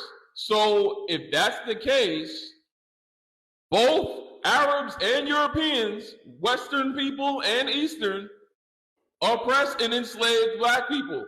And I would even say that here in America, slavery still exists. We know what happens with the prison industrial complex.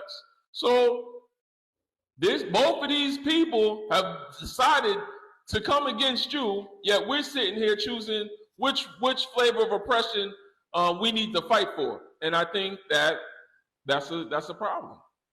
You know, I mean, I'm not saying on an individual human level, on a civilian level, that we can't, you know, see what's going on with them and say, hey, that's messed up. But should we now pivot from looking at the same type of oppression is going on in Haiti? Look up the history of Haiti. It's like a fucking storybook. It is ridiculous what's going on in Haiti. And it's happening right now, the past few weeks. People have been unalived in the streets with big bracas. You know what I'm saying? I'm in TikTok friendly. It's going on right now in Haiti. It's going down right now in the Sahel region in Africa. It's going on right now in Sudan. But we're taking time out away from what's going on with us to focus on people that are indirectly linked, as you said, to a system that oppresses black people in the world. And what my live focuses on is taking us American Africans out of the mindset of just caring about our distinct section of the diaspora and thinking more globally and thinking more like Pan-Africans. That's why you see the flag behind me.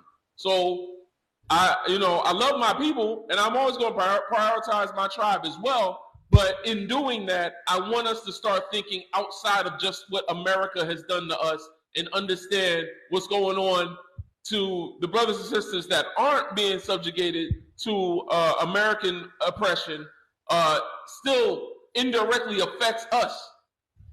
So do you remember what I was talking about before with the Rwandan genocide and how Israel literally funded that, or how Israel funded the peddle of war weapons and things like that to South? And did you remember the part where I said Arabs have had slavery for what, about 1,000 years? I mean, much more. I'm not sure if it was 1,000, but it was like 800 years before.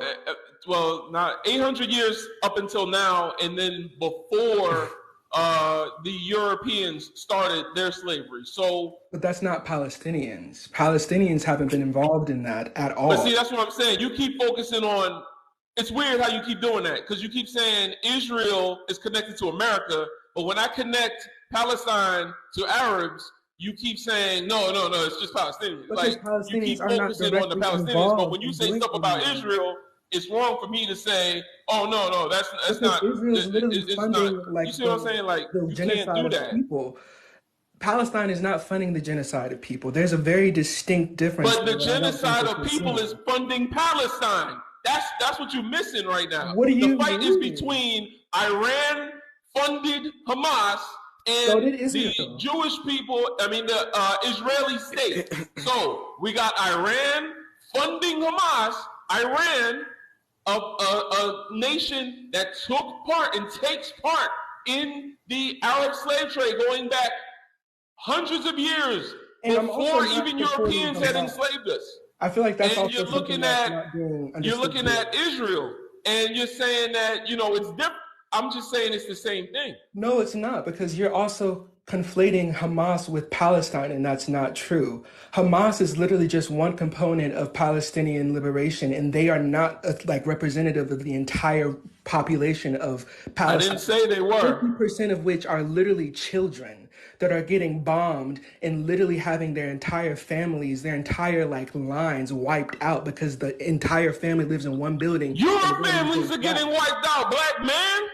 So your families are getting wiped out. Well, you're not saying nothing that's not going on with us. So why are we focused on? You know how you get on a plane? You know how you get on a plane and if they say if your oxygen mask come down, even if you got a child next to you, you put the oxygen mask on you first, and then you put it on the child next to you. Don't talk over me on my own live. We're having a discussion. It's my live, bro. Look, I'm not going to drop you or nothing, but we got to talk to each other. So if I want to bring out a point, I'm not doing this live to convince you or nothing. I'm doing this live for the people that's watching to gain some value and be able to hear this discussion draw out. And I'm not So if I interrupt you or I'm talking, you just give me that space because this live is not so I can convince you, so me and you can have an argument. I'm talking to them. So you know how you go on a plane, they say if your oxygen mask come down, even if you have a child next to you, you put the oxygen mask on you first and then the child. They never tell you to put the oxygen mask on the child first and then you. So at the end of the day, we as black people sometimes lack the selfishness necessary for survival. Both the Palestinian state, which is not all consistent of Hamas, but is supported by the Arab state and Iran and Arab people in general, is connected to our oppression the same way the West and Israel are connected in our oppression as well as Americans. We need to stop thinking of our oppressor as someone that we need to, what they call white knight, and go and save. Neither side is going to benefit us as black people. We can understand and have humility. I understand all that. Humanity for all people, no suffering everywhere, their children and all that other stuff. I hear you, but your children don't have clean water in Africa. Your children are living in horrible conditions in Haiti right now. Like there's places in the diaspora where we could focus our thoughts and opinions and prayers and attention and make content and have discussions about, but instead we're having discussions about. Now, if you're not going to have these discussions at all, cool. Don't have these discussions then. We could talk about something else. We could talk about, me. I have these discussions, but I also talk about interracial relationships and culture and different things going on with us. We can have those discussions. But to take your platform and start talking about these people that both sides are subjugating your people worldwide is kind of crazy to me. Yeah, but I mean, we're still conflating Hamas with the Palestinian people. We also subjugate ourselves to the fact Palestinian people are still Arab, are they not? black men literally kill And you black just said women. yourself they're anti-black. They have racism within Palestine, do they not? Yeah, but there literally are first-hand accounts of black Palestinians going against Israel because they say that the majority of people who are perpetuating racism are not other Palestinians because they are also share in struggle, not with them also being black, but with them also sharing that Palestinian identity. But the main people who are perpetuating that kind of racism is not Palestine. Palestine does not have a position of power against other black people because they themselves have no clean water. They do in Palestine. They do not. They don't have anything. The Gaza Strip is literally 5 miles across. They literally can't You go just said anywhere. black Palestinians. Now I gotta look it up. But you just said black Palestinians. Sources. Black Palestinians. So you telling me Palestinians are the only anti When did I say that? racist. When You tell me I go to Palestine, there's I'm no also racism. saying that Israel is literally supporting the genocide of black Palestinians along with black people everywhere. And I'm telling you that the people that back the conflict in the side of all of Palestine still want you to be a slave, and that's just the way it is. I've literally marched with Palestinians. Hey, I've marched with Jews. That's why you have an allegiance to them. I don't have an allegiance to anybody. I have an allegiance to peace and non-genocide of people. We're not talking about Hamas being, we're not supporting Hamas whatsoever. But I'm just saying that it's just now that this is being brought to the forefront because of what Hamas it's funny. did. It's funny. I don't have no problem with support of Hamas or whatever's going on. I don't see a problem with any of that because at the end of the day, people have a right to defend themselves, and you can't tell oppressed people how to fight their oppression. Exactly. They want to. I agree. So, host, sorry, I'd like to cut in if that's cool. All right. Who's talking? M99. I am. What do you call it? Black Arab. So Afro-Arab. So okay. I'd like to talk on that. And M99. Give us your age and pronouns. I am 20, and he's cool. All right. Yeah. Thank you. Go ahead. Yeah, so I would like to just go, jump on the topic what's his name? Golden. The Palestinian people since long time have supported the BLM movement in America, right? Like he said, the Malcolm X, Martin Luther King, right? The Okay, thing you that said happened. BLM movement. The BLM movement is not that old Well, for them to have Black supported for a Lives long Matter. time. But I think the Black Lives Matter is the whole thing since the start. Since what do you call it? that Martin no, Luther I King. mean, you could say the liberation of black people, but the Black Lives Matter movement is new. That's that's the past But decade. the whole movement is based on these figures, right? No, You don't think I so? mean, it's intertwined to some degree, but it focuses more on police brutality. If you want to talk about the civil rights movement, that was more focused on the Voting Rights Act. If you want to focus on abolitionism, that was more dismantling the institution of slavery in America.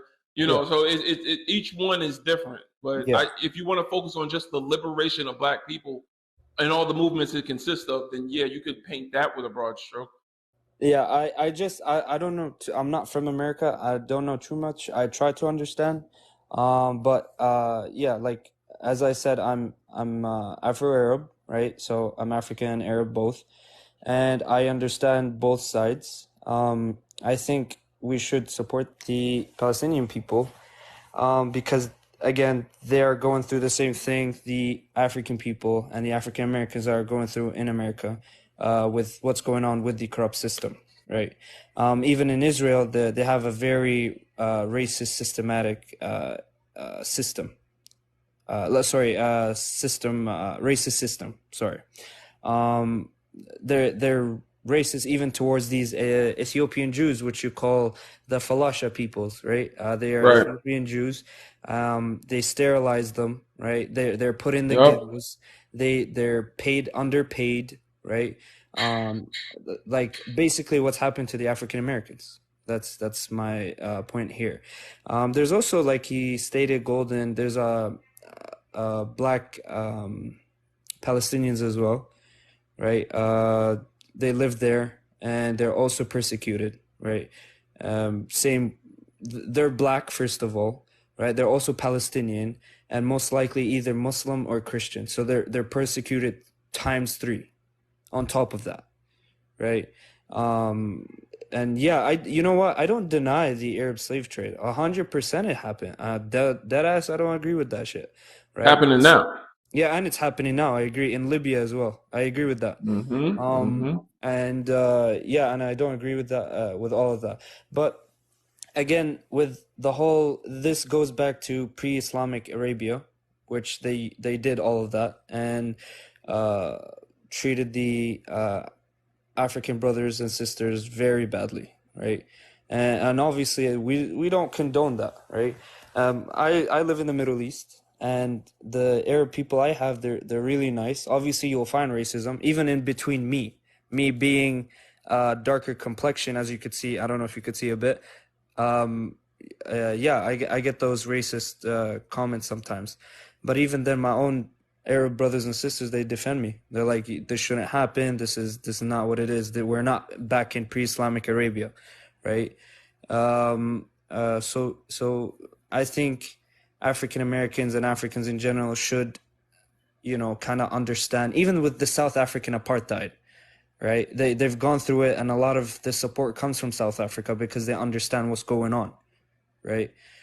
I'm not pro. I don't know. Someone said guarantee is pro Arab. I'm both. I'm African and I call myself Arab, right? Because my mom and my dad, they're both mixed. I speak Arabic. My culture Arab is a ethnicity. So you consider yourself a black man, correct? Black is a race. I You could be consider both at myself the same time, biracial. but Yeah, they're not. They're not. They're. You said you're what? I'm both, like biracial, like Biracial is a description of what is it your white? parents are, not who you are. There's no such thing as a biracial human being walking around. Oh, Biracial means that you come from parents of 2 different races, but you are one race. So you have a black parent or a black man.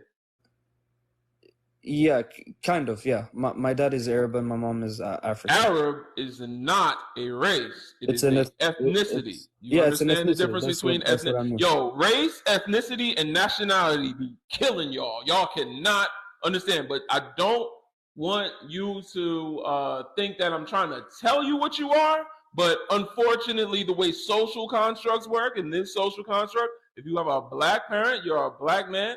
If you side with your Arab identity, there's nothing wrong with that, because you can be Arab and black at the same time. They're not. Arab is a race, black is a race. I gotta choose which one I'm going to be. I'm not choosing. I'm accepting both what I am. What I'm trying to tell you is, you're black man. Arab is how you eat, how you maybe You dance, mean culturally? what kind of clothes you wear. That is Arab.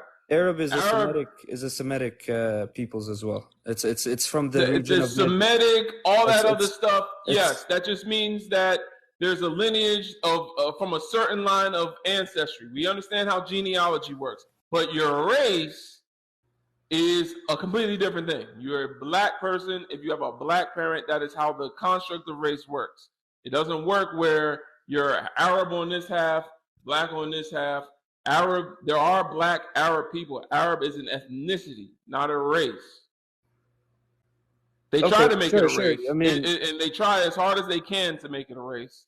So the black Palestinians, what are they? Black Palestinians are black Palestinians. See, that's what you don't know the difference between nationality, ethnicity, and race. You Okay, so nationality is being Palestinian, right? What? Nationality is being Palestinian, right? That's your nationality. Yes, that's right. Okay. Race is black, obviously. Right. Okay, but still, they speak the language. They do have parents from that region. They probably intermixed as well. So that's generally what happens. There's no such thing as intermixed. See, that's the funny thing about race. It's got people thinking if you have two human parents, you're now a mixed breed of something different than what you are. And it's kind of weird how we hold that racist idea. There is only one race, humanity. Within the social construct of race, however, you are one race, and it works a certain way. It works a certain way. It works a different way in other countries where they decided to divide people based on their proximity to whiteness in order to keep the majority. The oppressor at the top had to divide up everyone else, because if there were only two races, white and black, then the white people would be outnumbered. So what they decided to do was say, if you have a non-black parent in this direction or that direction, we'll divide you up into separate categories. However, with a black parent, you are seen as a black man. That is your race in society. If you have a black parent, you are black. If you have an Arab ethnicity and culture that you were brought up in, you are a black Arab person. There's nothing wrong with that. There are black Hispanic people. There are black Jewish people. There are black all types of people. But you're still black. Your race is black. You understand? Sure. So then your nationality is what country you're from. If you are a black Jewish American, then there's black Arab Americans, there's black Hispanic Americans, there's black, all different kinds of nationalities.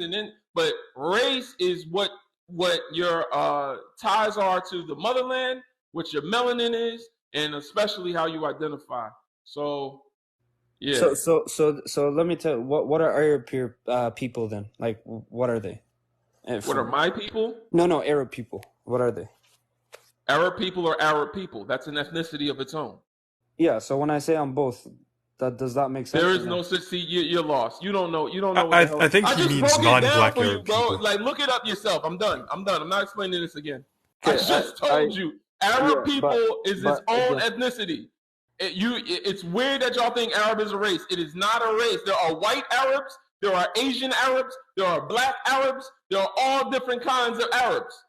It's not just one race of people that are Arab. When you say that, correct, you erase the mistreatment of black Arabs. You put everyone on an even playing field, and you say that Arab is one thing. And usually what you're saying is a West Asian Arab is the only type of Arab, and that is racist. No, but majority, what are they? That's what I'm trying to say.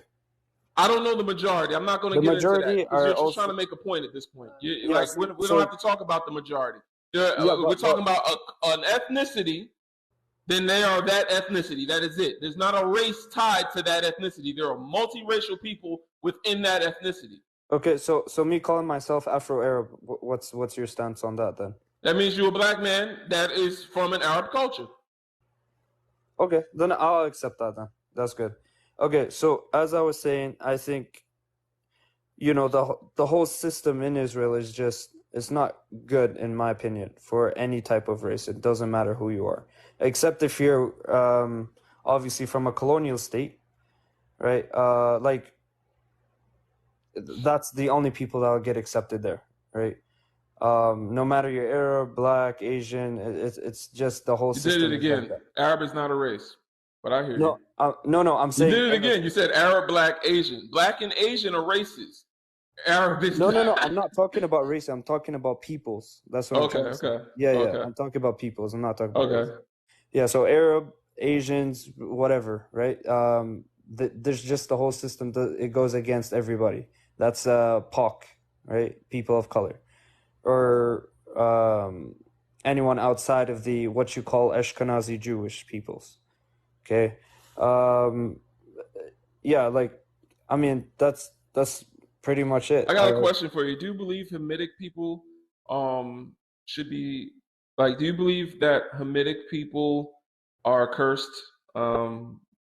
Cursed like by who cursed them? Noah, I think it was. You think Hamitic people are cursed by Noah? Sorry, who? Which people? Hamitic people. Hamitic. What do you mean by that? The descendants of Ham. No. Why would they be cursed? Okay. No, I'm just wondering. It's an Abrahamic religion thing. If you don't know what it is, then it's cool. Yeah, like I don't think anybody is cursed in my opinion. I think, you know. So you don't practice Islam? Oh no, I practice Islam. 100%. So do you know about where Noah said, "Cursed be Canaan"? Does that say in the Quran? I don't think so. That's not from what I read. It's in the Torah. It's in the first 5 books of the books of Moses. No, in my Quran it doesn't say anything about a cursed peoples. That's nothing like that. But it does say, it talks about Jesus and Moses having woolly hair and not white skin and not blue eyes, but they had. Is that in Revelation? Is that no? This is cited by our what do you call it? A hadith. And hadith talks about the stories of our prophet and how Jesus and Moses are people who have like an olive brownish. So do you know who Hamitic people are? No, who are they? I think you need to, I don't know, maybe talk to your imam or something. I don't know. Hamitic people? Look, if I can, maybe I'm just getting something wrong. Can I just search it if that's cool? Yeah, if you want. Just quickly. He need a little better study. He need a little better study. You know, he got to study a little bit more. Yeah, you might have to study. No, I don't. Look, me. I'm saying. Look, I'm not saying. I'm not. Listen, I'm not going to disrespect you. But as a brother, it's simple. Yeah, as a brother that practices the Islamic faith, you might want to know who Ham is and how that. Oh no, Ham Sham. Yes, I know. Sham peoples are, I know what it is. I know what you're talking. Ham people it's just because we have different names for everyone in the Quran. Like Jesus is at least. Hold on. Hold on a second. Hold on. You don't get to speak yet. The host didn't introduce you. Yeah, right, so go ahead. Ham or Sham. I know what you're talking about. Ham are from people of like Africa, and Sham are like more northern region. Right. Do you believe in the curse of Noah? There's no curse. We don't have a curse on the Ham or Sham. There's no curse on them. Okay. From what I understand about Noah's curse, though, it actually wasn't Ham that was cursed. It was Canaan that was cursed. Right. Cursed be Canaan. Yeah. Yeah. So I don't know. Like I've never heard something about Ham or Sham being cursed. The reason I bring it up is because a lot of those that follow Abrahamic religions do believe in that curse, and that is the reason for the transatlantic slave trade and the Arab slave trade. It's a justification to say that because Africans are the children of Ham, that they are cursed, And Dr. Sheikh Anta Diop, the anthropologist that wrote The African Origin of Civilizations, took a geopolitical look at that time period and discovered that Hamitic people are not a race of black people. Instead, it's a ethnicity. So this is one example of how conflating ethnicity with race is damaging to black people, because it says that the Hamites are black people, thus they are cursed and should be forced to be enslaved. However, Hamitic people represented a culture of people that were black, white, what have you. There was a multiracial people that were considered Hamites. And that's just one small example where it's used as a race, but it's really an ethnicity. And you don't want to conflate the two, because it leaves room for a lot of anti-blackness. Yeah. So as I don't know if we want to get into religion, we could do that. Just no, I don't want to do that. I gotta go to the next guest. Thank you, though. Okay. All right, thank you. I just would like to say one thing, sir. Just one thing. Yeah. Mm-hmm. So with the Arabs and the pre-Islamic Arabia, they were racist as fuck. I'm not gonna sit here and say nah. They racist today too, but I know you don't. It does, yeah.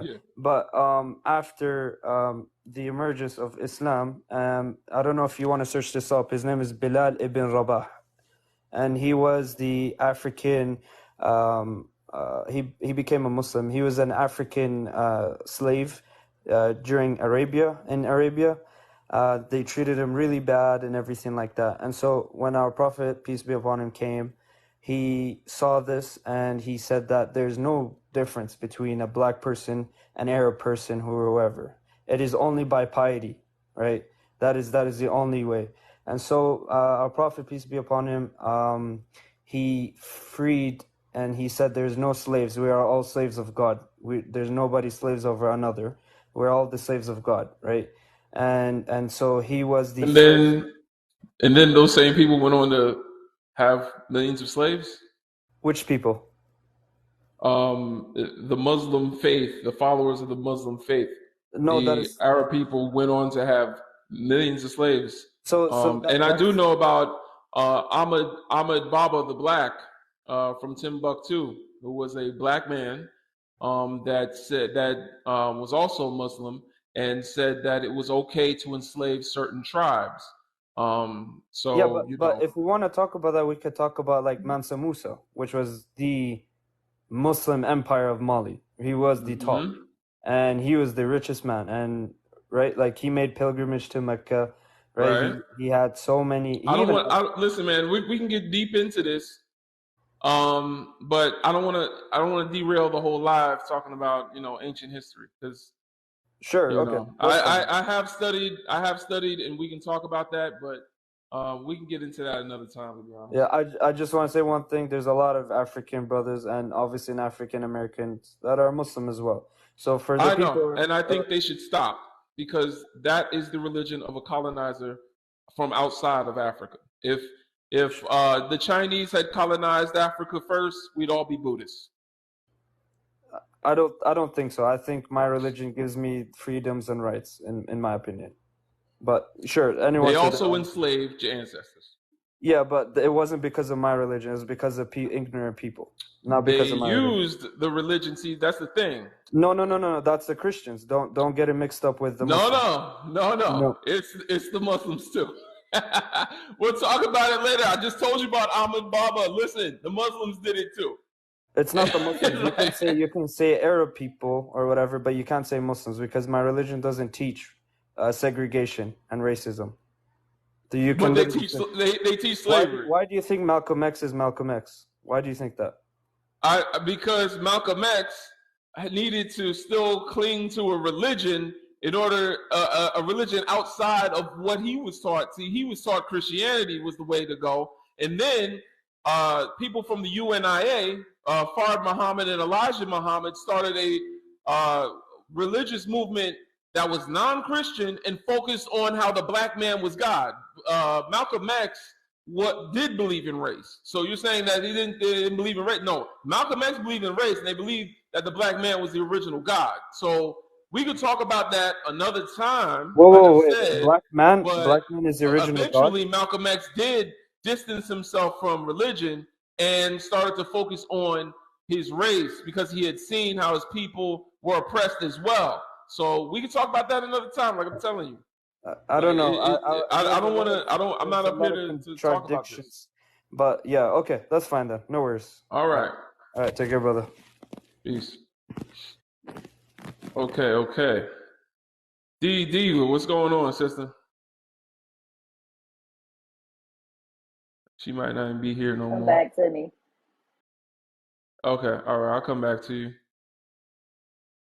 I'm gonna go to A Glizzy. Could you give us your age, race, and pronouns, please? Sorry, what did you just say? Give us your age, your race, and your pronouns, please. I'm 22 years old. I'm African and I go by she, her. Are you a black African? I'm Moroccan. Morocco's a nation, and Africa's a continent. So within the construct of race, are you black? Are you white? Are you Asian? What are you? Morocco's in North Africa. I just say I'm African. I don't say I'm Arab. I don't say none of that. All right, calm down your little attitude. I'm asking what your race is. Morocco is a place, not a race. Do you understand? So what race are you? No one's race is a place. There's no race in place. Because I'm not gonna come up with an answer from the top of my head when my whole life I've just been saying I'm African. All right, so you're not nuanced enough to have this conversation because we're up here talking about black people. Goodbye. You ain't ready for this combo. Thank you, Stella. If they can't even answer the first questions, man, I'm not doing it. You know what I'm saying? Like, it's easy. What is your race? She know what race she is. She just want to just not be black, even though she's from North Africa. And we know how the North Africans get down, so I'm not playing with y'all either. 7, what's good, sister? What's good? I just came up to talk about, I don't know what the black pill part is, but there is actually an event out here called Black Pill. Just to let you know. Oh, yeah. Snap. I came up with that myself. I didn't know. What's that movement about? That movement is red pill amplified. So it's pretty much red pillars that think that they were predetermined to be incels. So therefore, they're either going to accept so it's gender wars bullshit. Yeah. Okay. All right. Well, I said yeah, I said when I joined the live, I was like, I don't know. I kind of like the idea of a black pill, neither red nor blue. But if that's where it's going, then hell no, I don't want to do with that. Thank you for that. Yeah, it's they're doing they're doing a lot out here. I guess I'll answer the rest of the questions. Who does it benefit to pick? How does it benefit black people to pick a side? Do you mean with Israel and Palestine? Yeah. I would say it's principle. You know what I'm saying? It's an oppressed people. So I think that it's not about a benefit. It's more about your principles. Like, how do you? It doesn't benefit us. Right. Like, I don't think it's like a benefit. I think it's like just charity work. It's just principle and that kind of thing. Is BLM wrong for supporting Palestine? No. Should Israeli people live in Palestine? No. And I shared a couple of TikToks in the Discord about like how our leaders like Malcolm X and a lot of other people wrote about the atrocities in Palestine specifically and about the Zionists. And I think that it's going to get bigger. You know what I'm saying? Like, once they do all this, it's kind of like if you're seeing the equivalency of what's happening to the people in Gaza, and they can just level people, that, you know, they already tried to drop bombs on us in 1985. So like, you know, it's something to watch. It's something to watch how, you know, the UN is just going to sit by and just let all those people and children be kind of, you know, done like that. So it's like, what's going to happen in Africa? It's not that crazy to watch. We watch it happen all the time. That's my point. It happens all the time. It happens all the time to us. So why aren't we talking about us? Why are we talking about what's going on with not us?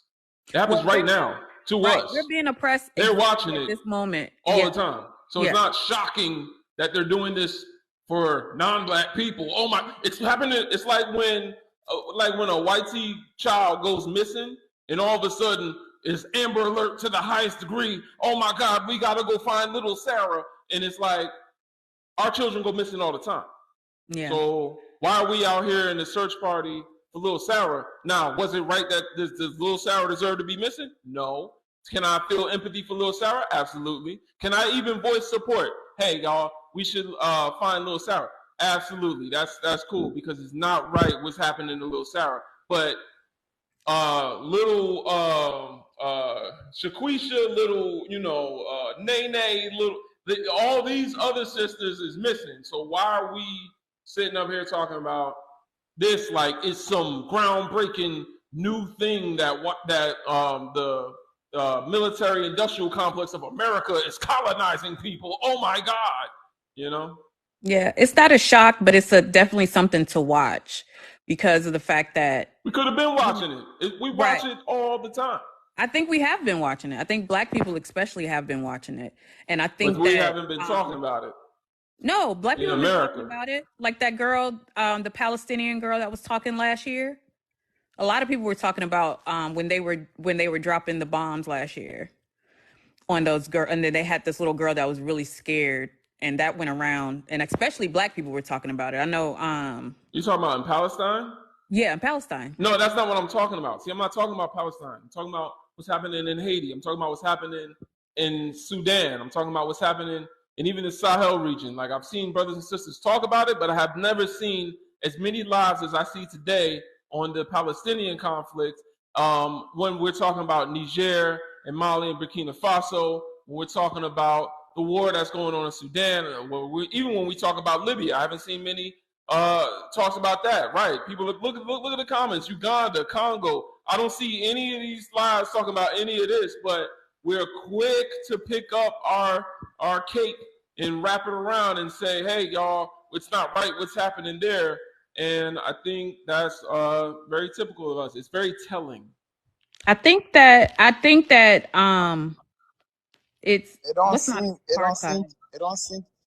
to finish, because the thing is, this is the same people who control the media.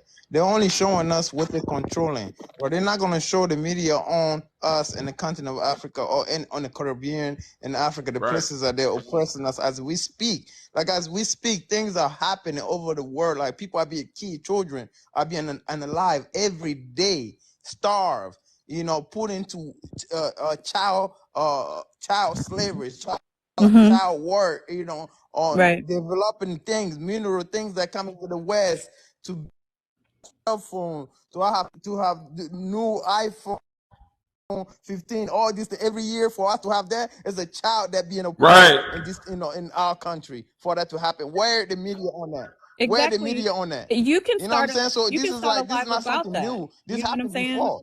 You can start a live about that. We're not saying that. We're not. See, that's the thing. We're not talking about our own issue. You know what I'm saying? This is not the issue. This is a topic of where this is benefits us, for because we got our own issues, right?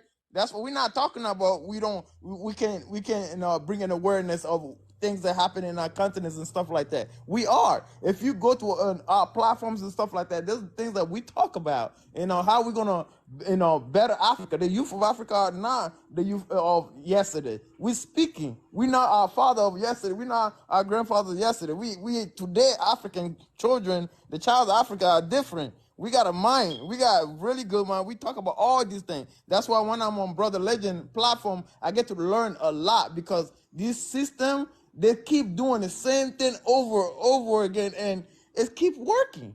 You know, the media, the way the media has portrayed these wars and stuff. This is not the first time Palestine and Israel have went to war about the same thing. Yeah, there's The black same people in thing. Palestine too. I wanted to say that There's part. black There people are black people everywhere. in There's black Palestine, people but everywhere. also We there's have black people Africans everywhere. actually on this app talking about these things all the time. I follow a lot of African people that are talking about That's our this all the issues. time, and that's what we need to do. We as people that support Africa need to follow the African creators that are talking about this stuff all the time and give them our views, so that blows them up. That's what we should do. But that doesn't mean that we can't. But right now we're busy talking about Palestine. But that isn't, no, there's a lot of African. I was just in a podcast yesterday. I mean, a podcast, a live yesterday where African people were not talking about Palestine. They were just talking about Africa. I'm not talking about African people. I'm talking about African Americans. But I mean, I want to get my information from African people on the ground. So I don't know if it's better all right. to So then follow. nobody's on the ground in Palestine. So I guess we should all shut the hell up then, right? No, I think we should. What do you mean? No one's on the ground in Palestine right now. So why are African Americans spending time talking about Palestine? Because the same reason that Malcolm X and everybody else talked about Palestine. You can do both. All right. So, but you just said that you want your information from the ground. So if we could talk about oppression there, we could also talk about oppression on the motherland, right? And with people people that look like us is going through. Right. So and you do. My thing is, and I do. Like I said before, now listen to the nuance.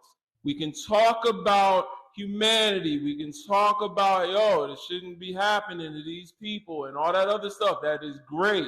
I'm not saying anyone deserves any mistreatment. We go through colonialism too. We go through having our land taken from us too. We have been taken from our land here in America. And all of that is cool. All of that is nothing wrong with that. But should it be a focus of African people, Black people, and specifically African Americans, to argue amongst ourselves, to host spaces that, on platforms that were primarily geared towards Black issues and now pivot to people that are also oppressed by the same oppressor, but also funded by another oppressor that oppresses Black people? Like, what benefit does it how does it benefit us as Africans? We shouldn't be pro-West. We shouldn't be pro-East. We shouldn't be pro-Democrat. We shouldn't be pro-Republican.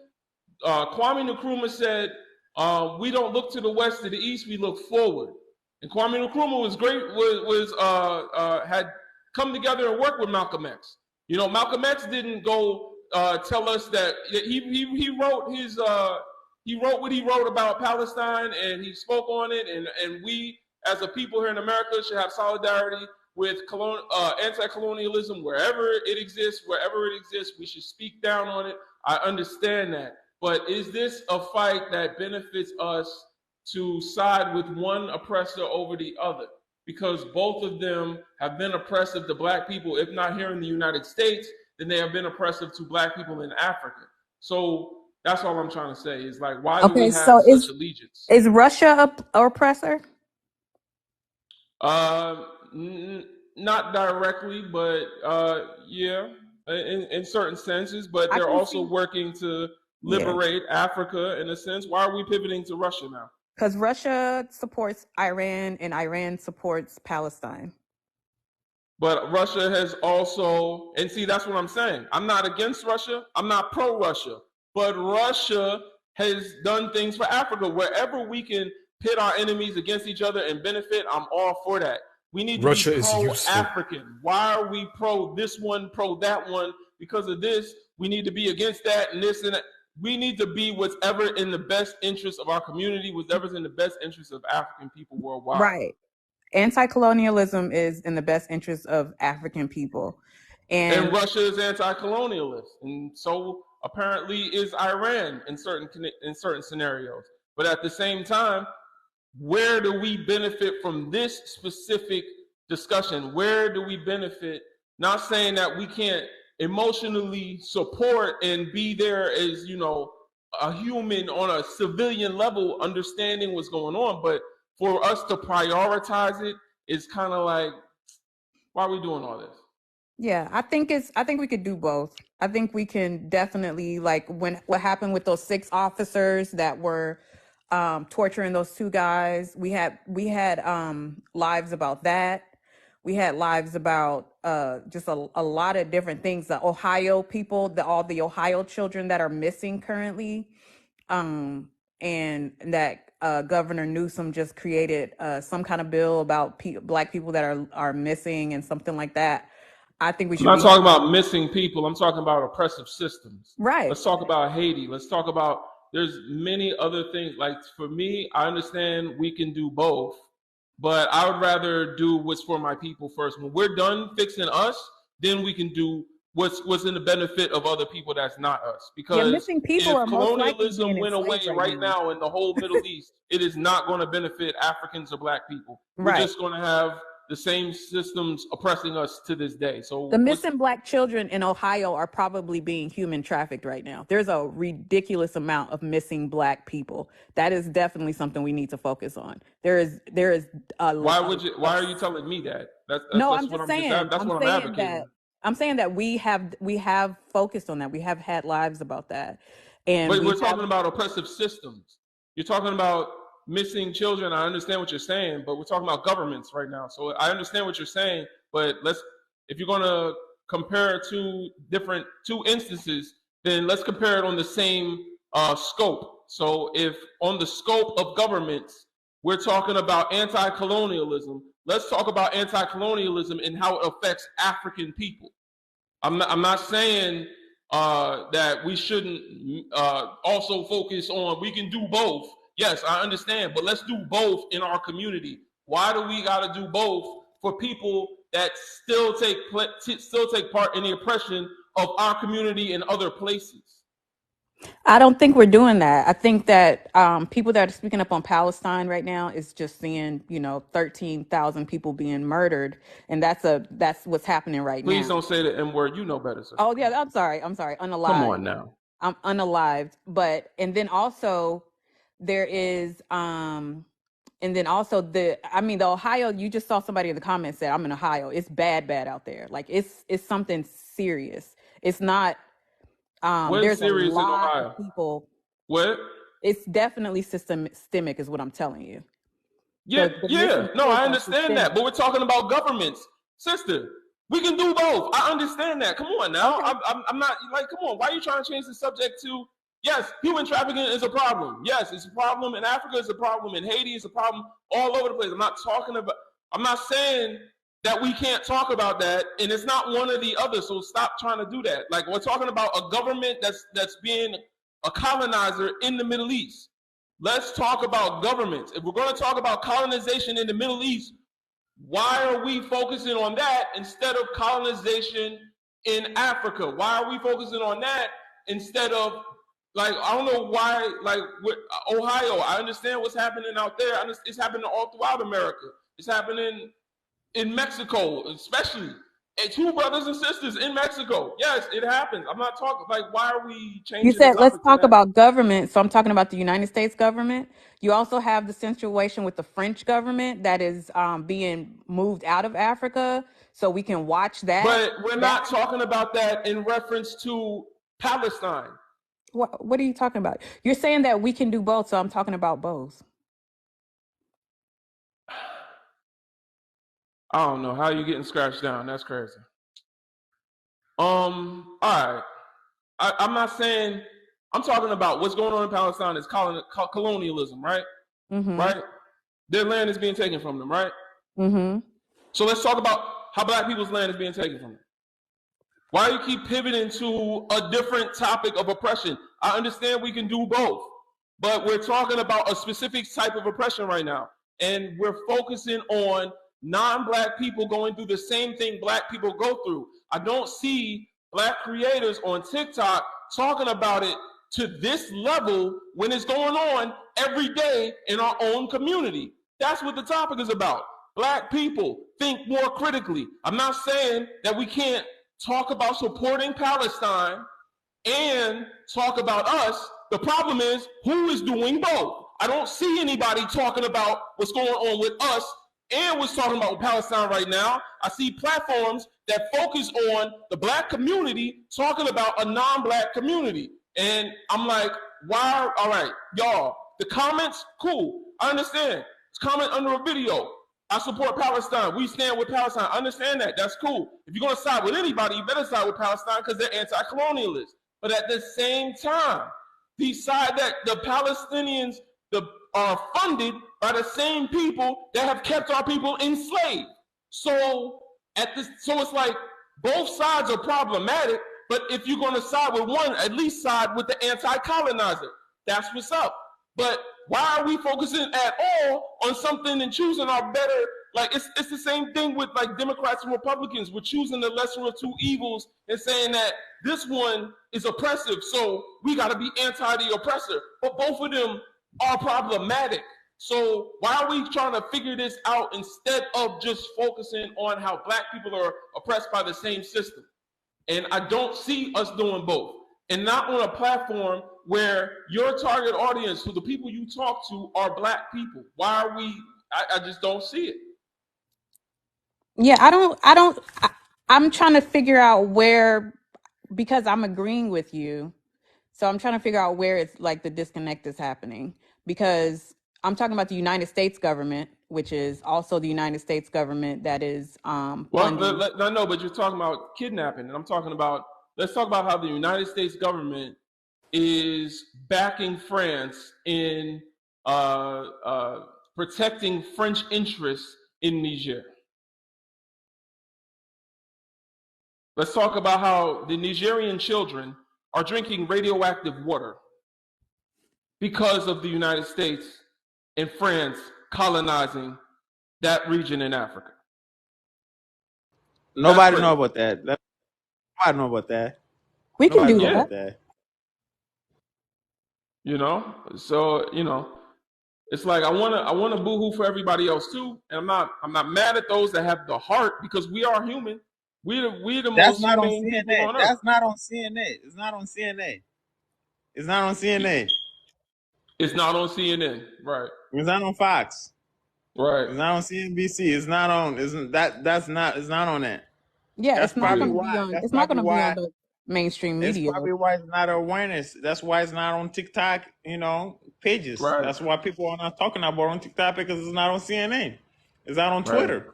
It's not and on. And even when it was on CNN, you only heard about when the Niger overthrew that puppet, how they supposedly overthrew a supposedly democratically elected government, knowing damn well that was just France's puppet.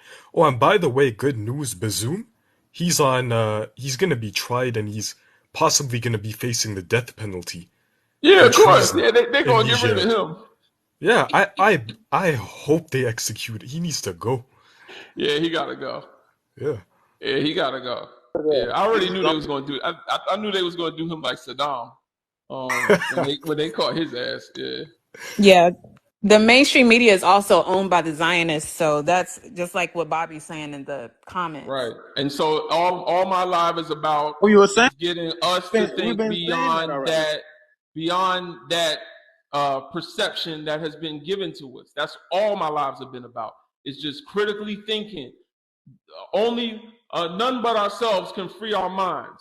Thinking above what society is feeding us. I'm not saying that you can't support one or the other. I'm not saying that, but I'm saying thinking critically and not just listening to what Black Lives Matter said we support Palestine, or my pastor said that the Jews come from Israel. So like I'm trying to get us, hey y'all, to be honest, neither of these sides benefit us. And if we're going to talk about people's oppression, let's start with us. Why are we going somewhere else? You know what I'm saying? Well, I definitely, I'm going to say I get what you're saying. I'm going to say I definitely disagree, and I'm going to drop because Stella is a hater. But, because she sent me the Panther Pause. I definitely agree with you. And there's just a little part I disagree because of the fact that Huey P. Newton said we got to think on a global level and how everything is moving around. That's all I'm thinking about is a global level. That's what I'm saying. I'm thinking about us on a global level. I'm pro-African globally. if Russia supports Iran and Iran supports Palestine, that's number one. That's a reason to support Palestine. Another thing is they're being We don't oppressed. support Russia. And there's black people, you know that Zionists don't think that black people can be Jewish, by the way. But we also don't support Russia, so that's what I'm trying to say. Like, we're not pro-Russian. Like, No, I don't see anyone out here on lives talking about free Russia, everybody. Russian people are going through this, that, I don't see that. Right. Russian people, though, would be a pawn on the chessboard, though. They would. Right, and we can use pawns. And we can use Palestinian pawns. We can use Israeli pawns. Whatever pawn is a pro-black move, I'm with that. As far as Africans. Because Kwame Nkrumah said we don't look to the east, we don't look to the west. We look forward for Africa. We don't look Republican, we don't look Democrat, we don't look CNN, we don't look Fox. We got to think for our damn selves. That's it. Yeah, globally. Self-determination. That's what Malcolm said. Self-determination. Determine for yourself. Yes, definitely thinking globally in this case. But yeah, I definitely want to hear more about the children of Niger. So I'm going to follow Prince right now so that when he posts one of those lives, I will be in it. But I'm going to drop because Stella is a hater, okay, with a capital H. And I'll All right, say thanks it for again. coming up, sister. Thank you. All Bye. right, peace. Dato, what's good? Could you give us for the live your age, race, and pronouns, please? Afternoon, evening.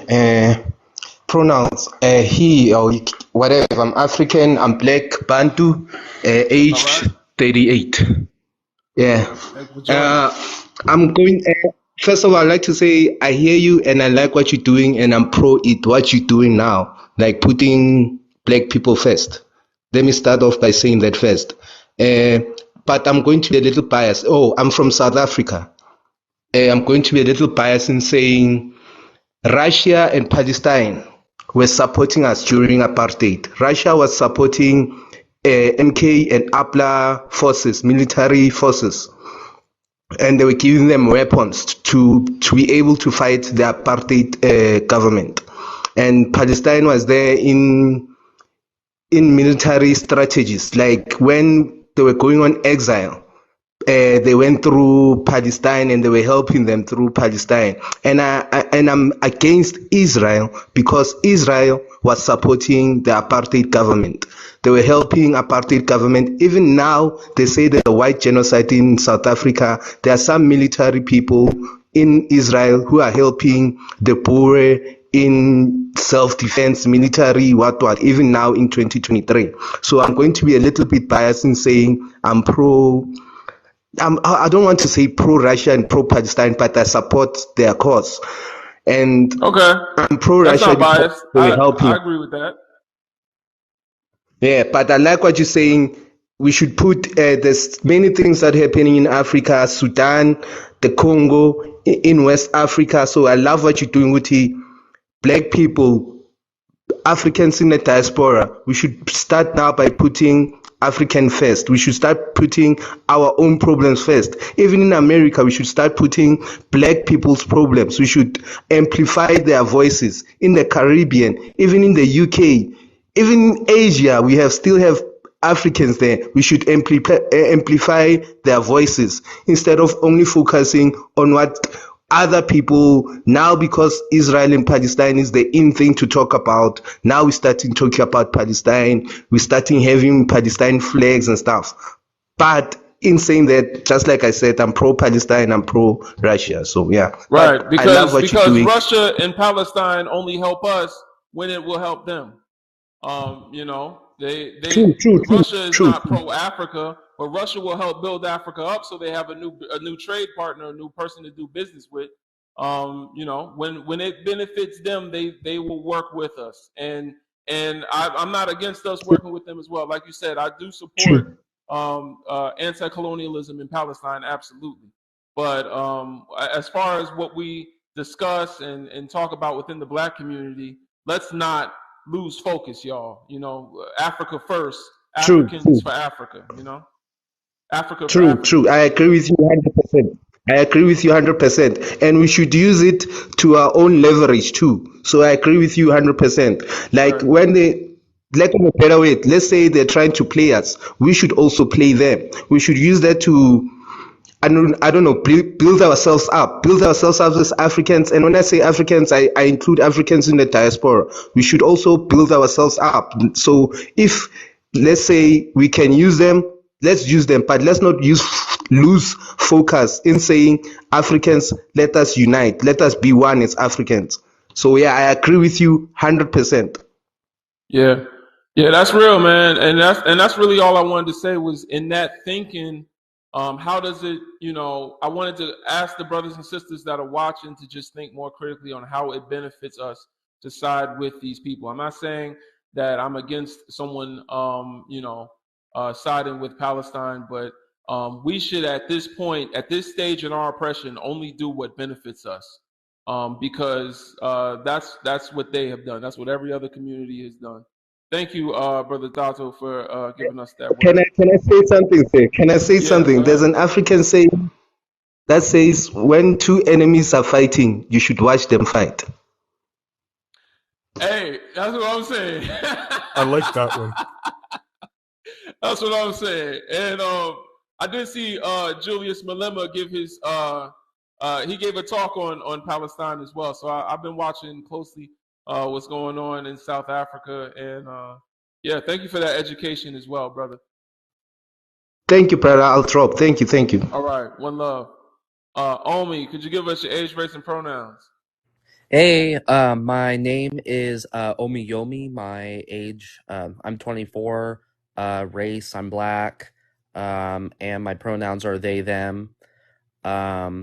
Now on the top, like it's funny that because I saw your live and literally I saw it right after I was talking about this in messages with one of my friends who's a black TikTok creator, and she shared something about Palestine with me, and I'm like, why is it that everybody all of a sudden is obsessed with Palestine? I mean, it's like this has been an issue for a very, very, very long time, but not many people have been talking about it at all. Like I've heard and spoke on this issue since I was at least like 10 years old.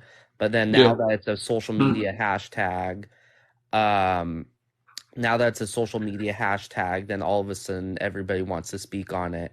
And I think the issue isn't. I think the issue is just that it's becoming a tool to like decenter, black spaces. And I think the problem is like, when people say Ukraine, you jump.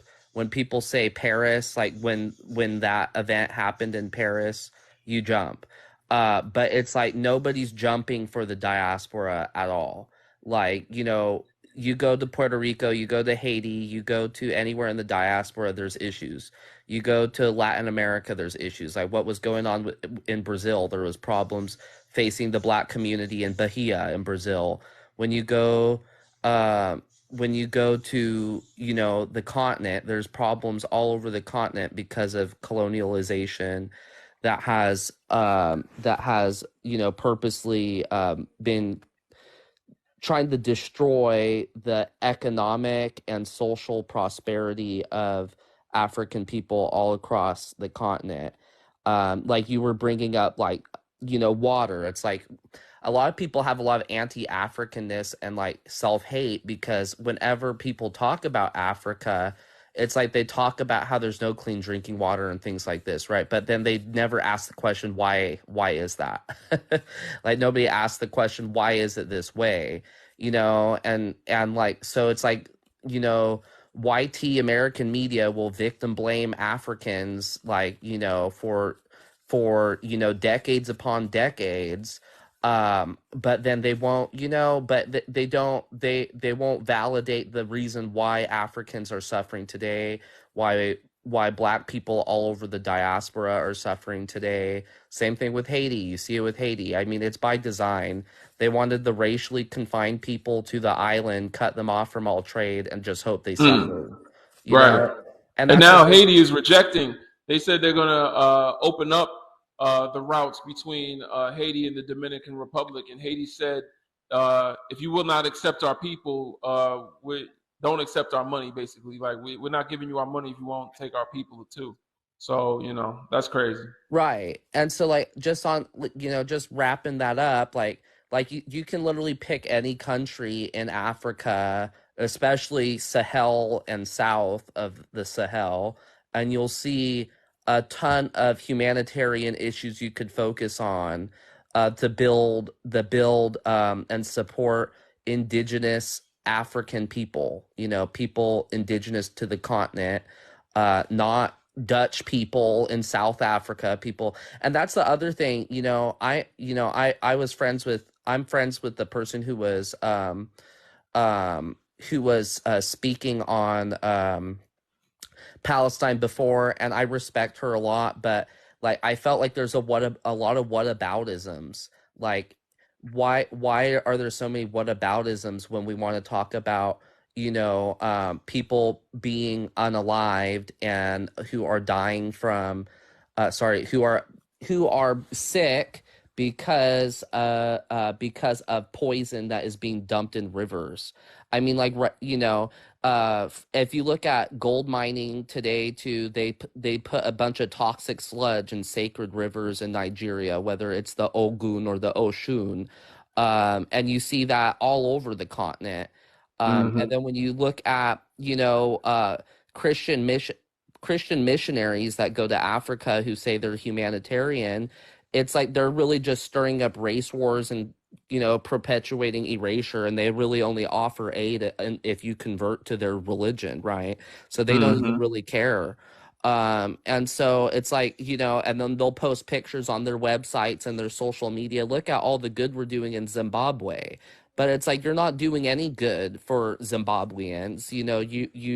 You will only offer them food if they go to your church and if they abandon their language, and if they agree that their culture isn't valuable and yours is better than theirs. So, we need to stop with the ethnocentrism. We need to stop with the Eurocentric worldview. We need to stop with like the YT validation pathology. Like we can only talk on an issue if YT media validates it as an issue. Like we need to unpack that. You spitting. It's getting tired. It's getting tired. And like, BLM only became, speaking on BLM, people only started supporting BLM because it became a hashtag all of a sudden, hashtag BLM. And now every YT Karen, wants to put hashtag BLM, but then it's like, what is she actually doing in practice? It's like, it's one thing,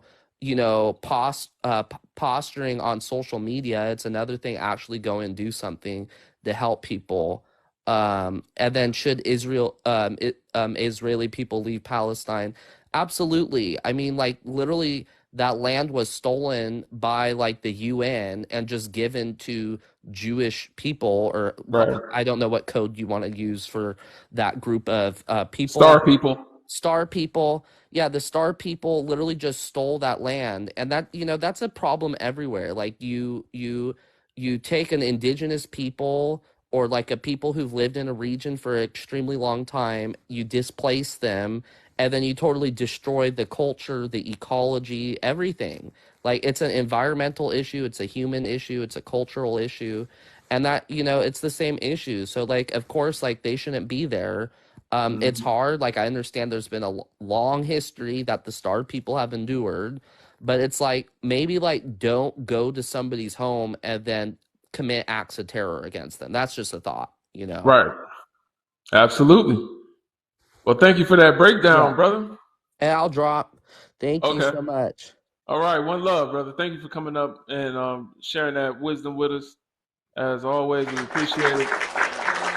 I thank everyone for the gift. I appreciate everybody here. I always love the live. I was just so thankful I saw this live because it's like I said, I was literally just thinking like, why is everybody talking about this? Like I've been pro-Palestine since I was like 9 or 10 years old. So at least like 13, 14 years. But overnight, it's like all these spaces I go up in that talk about Pan-African issues, all of a sudden are just talking about Palestine. Right. I That's can't what. Yeah. handle it. I That's can't it. handle it. That's all I wanted to talk about. I wasn't saying. And thank you for. That's the nuance of this topic. Yes. I'm pretty sure also you're not siding with pro-terrorism. anti-colonialism. Right. But Like, we should. Yeah. Go ahead. like anybody who knows Brother Legend knows Brother Legend is a decent human being who holds ethics very high in regard. And so it's like, of course, Brother Legend isn't pro, terrorism, perpetuated by the Star People. But that's Yeah. not the point. The point is there's acts of terror being committed against the diaspora every single day. And it's Right. like, and how many people are educated about it? Like let's just like kind of refocus. We got to protect our energy, and Yeah. so I appreciate Absolutely. you. Yeah, but All right. thank you everybody. Have a good Thank day. you. All right. One love, brother. I'm gonna go to the next guest. Y'all, please tap like. Let's get to 75K. Let's get to 75K. Got 200 of y'all in here. As you're listening, if you gain value, send a gift. But even if you don't agree, as you are listening, keep tapping like as you listen. Let's get to 75K in the next 5 minutes, so I don't have to turn the comments off. Thank y'all for protecting the live as well by tapping like. We're talking about some sensitive issues. The Tickety Talk app does not always appreciate that. Thank you for sending the gifts. I'm gonna keep the conversation rolling. Michael, could you give us your age, race, and pronouns, please? Oh, I identify as Hebrew, but I'm African American. I'm 47. I'm a man, So I All want to right. say first. I want to say first that we should not support either side. We should be neutral. And I want to add some nuance to this because the Palestinians are in an impossible situation. And see, a lot of people that know or have some age on them will remember the Palestinian Liberation Organization and Yasser Arafat. They were a true local grassroots organization in Palestine that wanted peace and unity with the Israelis. However, Hamas, for those that know, they were financed by the Israeli government itself, and they're committed to the total destruction of Israel. There is no peace with them. So now the Palestinians are in a situation where their leadership group now doesn't want peace. So how can they get anything for themselves when the very group that's running them is all about terror? And again, this is official, on as far as the Israeli government side, they synthetic. Basically, Hamas is a synthetic group. How do you get anything going for yourself when the very group that represents you is an enemy of you? Because they're well financed, so that's the problem. It's an impossible situation. And then let's go back to the holy city. It's Judaism, Christianity, and Islam. They all have an interest in the whole world. And, You those said groups. that. So you're saying Jerusalem's the holy city? Yes, I mean it's the great city in the world. And so you have the Judeo-Christian ethos of the West. So they have a direct interest in Israel, right? Because of their belief systems about the Christ, the Jesus, right? We have Islam. They have a direct interest in that land. And of course, the Jews. So now we have three groups that have nothing to do with us. And they are part of the world problems, all of them. They're all part of the problem worldwide. And so now the world's engulfed in their problems. And so what we can't do is become part of their problems. We can't let them draw us into their problems, whether it's unknowingly or being fully complicit in it. Because the bottom line is, this is bigger than us.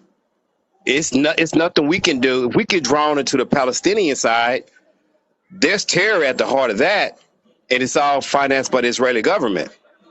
So all they can do is demonize and hurt us in the future because anti-Semitic laws are being passed all over America and the world, and they're going to use that against us. Imagine putting us in a camp with the Islamic extremists.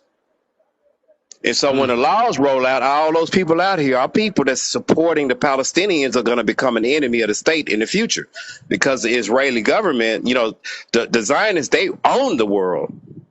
They have a kingdom over the whole world. Everybody knows it. They own everything.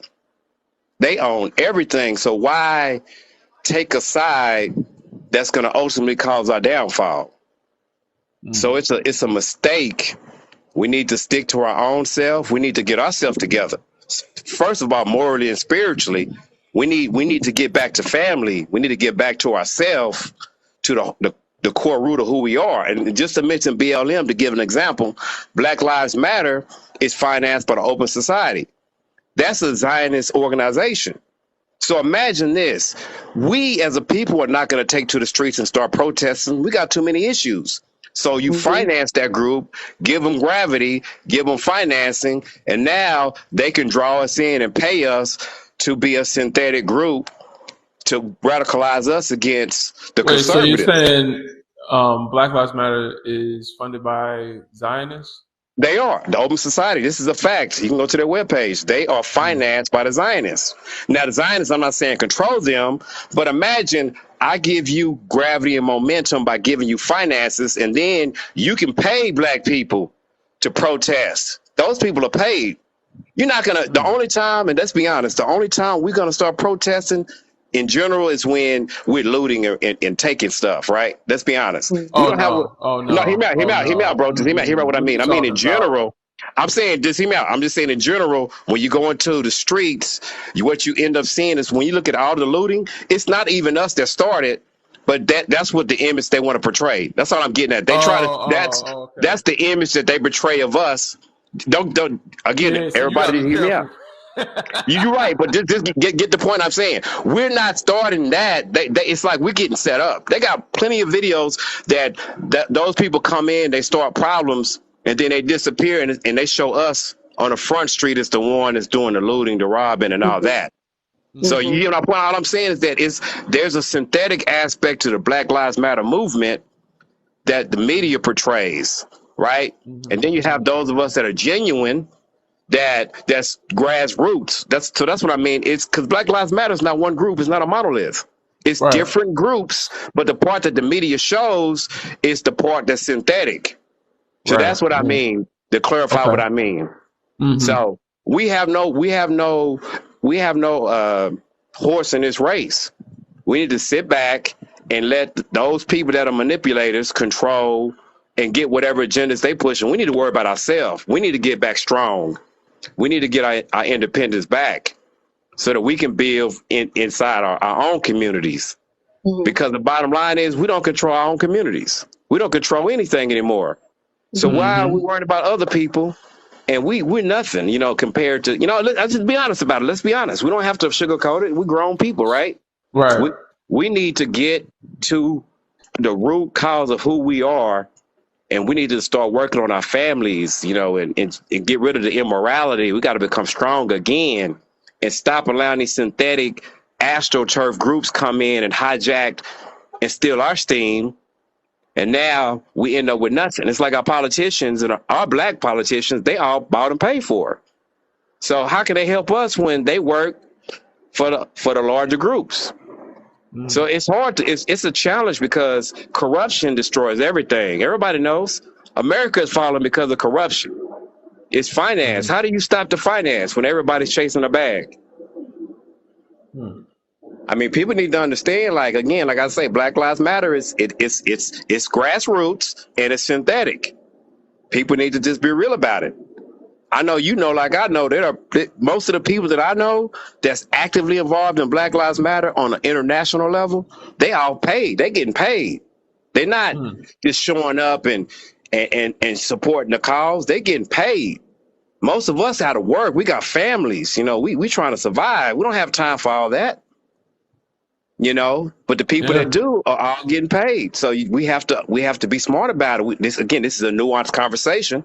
For those that are you know too sensitive, I'm sorry, but you got to open your eyes to the reality. It's like, let's go back to Palestine. People always forget this.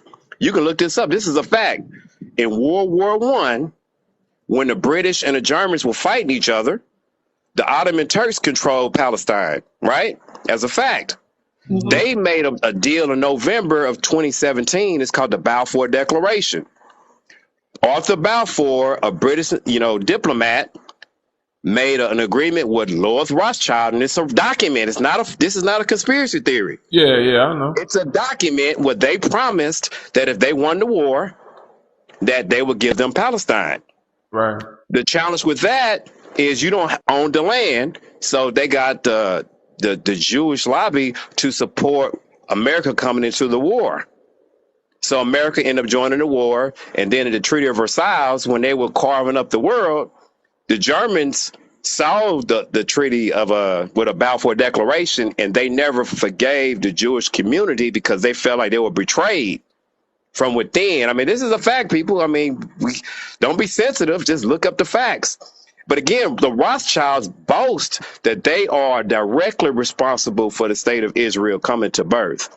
So this is the problem. So after the World War I was over, the Israelis would refuse to go to Palestine in general because they're Europeans. They're Ashkenazi.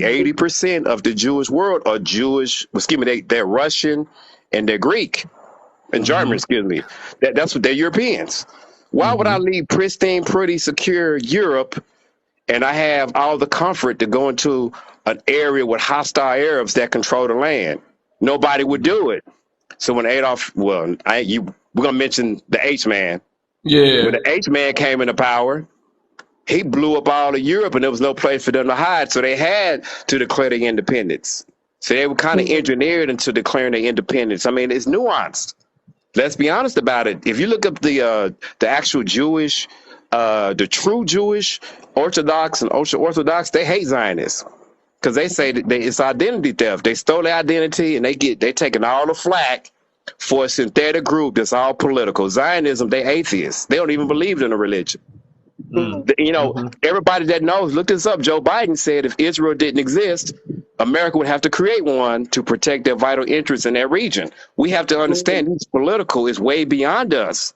We need to step back because we in no position to really weigh in on it because we have no power. All we can do is ally ourselves with radicals, and now we become a target as well. So we have to be smart about it. Step back and quit being a baby about it and grow up. It's simple. We have to look out for ourselves right now because nobody cares about us. You see now they giving trillions of dollars in financial aid over time. They haven't did nothing for us. And yeah, we want to weigh in on issues that can only cause us harm. Look at Kyrie Irving, right? Look at Kanye West. As soon as you want to speak out against them, they take everything from you. Because they got the power. Everybody's scared of them, man. Everybody, let's be honest, everybody in the world is scared of them. Politicians and up, they got a kingdom over all the world. They own, again, the court Jews invented international banking. Everybody's drunk on the US dollar. People are surprised when they find out the dollar bill is not federal. All Congress did is they surrendered their power over currency and gave it to a private interest. Now it's a bank-controlled currency, and now the whole world is drunk on it. And now they have unlimited money. They can buy the whole world. They have, so people just got to understand it's a nuanced conversation. This is bigger than us. We need to step back and let them do whatever they're going to do to themselves. And we're going to stay out of it because all they can do is cause us harm. Hey, I appreciate you sharing all that knowledge with us, brother. Yes, sir. Yeah, that was well said, man. You navigated that nuance with precision. There was a few songs, but I was afraid it was going. But nah, you brought it back to black, man. We got to. It's all about. I love how you were able to break that down, man. Yeah, my brothers, my sisters out there, we have to get back to our morality. We got to get back to our spirituality. We got to get back right in our communities because see, what a lot of people don't understand is that, and I hate to bring this up because it's pretty nuanced, but in Germany, the first thing that happened is they brought in the which want to call them strip clubs, and they brought in all the immorality and all the decadence, right? And so, because when you bring in usury, bank loaning with interest, automatically you signing up to be a slave. Like if I loan you, just to use it small scale, if I loaned you $1,000. You owe me 1,500, but I didn't create the 1,500, only the 1,000. You can't pay me. It's impossible. So now you're my slave. So that's Right. what the I owe you labor Mhm. for what you gave me. Right. So there's Mhm. no way Yeah. for you can pay me because the money don't exist. So that's the way the money system works. They create the loan without the interest, so it's impossible to pay it back. So now all you can be is a slave. And even Thomas Jefferson said that if they get rid of the central banking system, the American, what's the better word? The ones that colonized this country Yeah. their ancestors are going to wake up slaves to the corporations and the banks, and that's exactly what's going on now. Yes, we Everybody's owned are. by them. Yeah. Hmm. It's like, look at it. You need 2 or 3 jobs, and you can barely make it. I mean, I've seen videos people making $80,000, $100,000, and they still feel like they're slaves. They can't do anything. It's like we all are in an impossible situation. And so again, the Germans went through this already. They brought in all the immorality and decadence with the banks and the loans, and now how can you stand on moral grounds when you disgusting? Nobody could challenge them because everybody was immoral. That's what's Yeah. happening now. All the world is immoral. How you gonna judge those people and what they doing with the apartheid state? The open air concentration camps and all. You can't judge them when you disgusting. Make Hmm. everybody disgusting. Nobody can judge you. Pay everybody off because they're corrupt. And now you can have your way with the people because Mm. the very groups that's leading them is financed by them to only want death and destruction. So now you can't stop them. They're going to have what they want. And now, why Yeah. are we going to get caught up in that craziness? No, I hear you. That's what we up here talking about. Thank you, Michael. I gotta go to somebody else. But appreciate that insight, brother. Yes, sir. Um, say what you want about the Hebrew Israelite brothers and sisters, but they sure do know what's going on.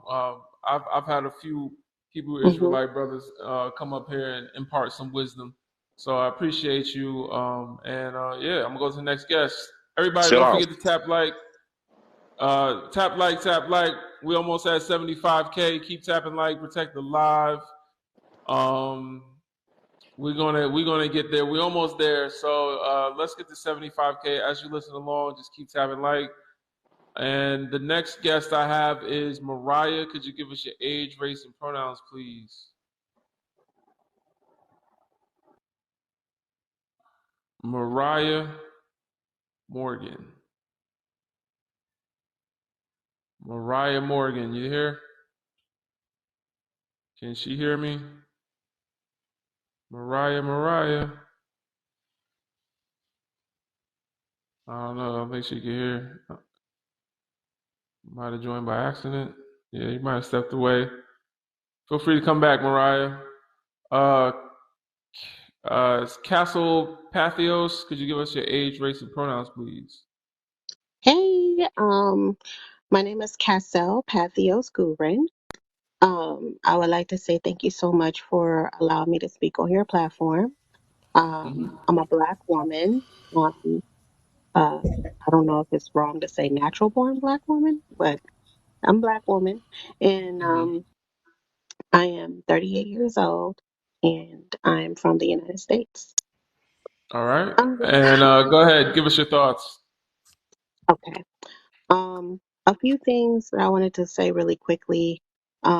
As a Messianic Jew, or a Messianic star person from the United States, which just basically means Christian, I would say I don't know how old everyone is in the chat, but if you look at some of the old Bibles from before now, not the recently printed ones, but some of the older Bibles, if you look at the very back of that book, it actually shows the map where Bethlehem is. And the same place that they're calling Judea is actually in those Bibles as Palestine. It actually says the word. So, if people are not out there doing their due diligence, and they're only listening to what they see and hear on TV or through other social media without doing their own research, then I feel very sorry for those individuals that are possibly being sensitive to things that they're unaware of, because that is a real thing. Like Palestine definitely was stolen from those people. It was actually in the Bible, in the back of the actual book. So that there is proof of that before they started changing things around.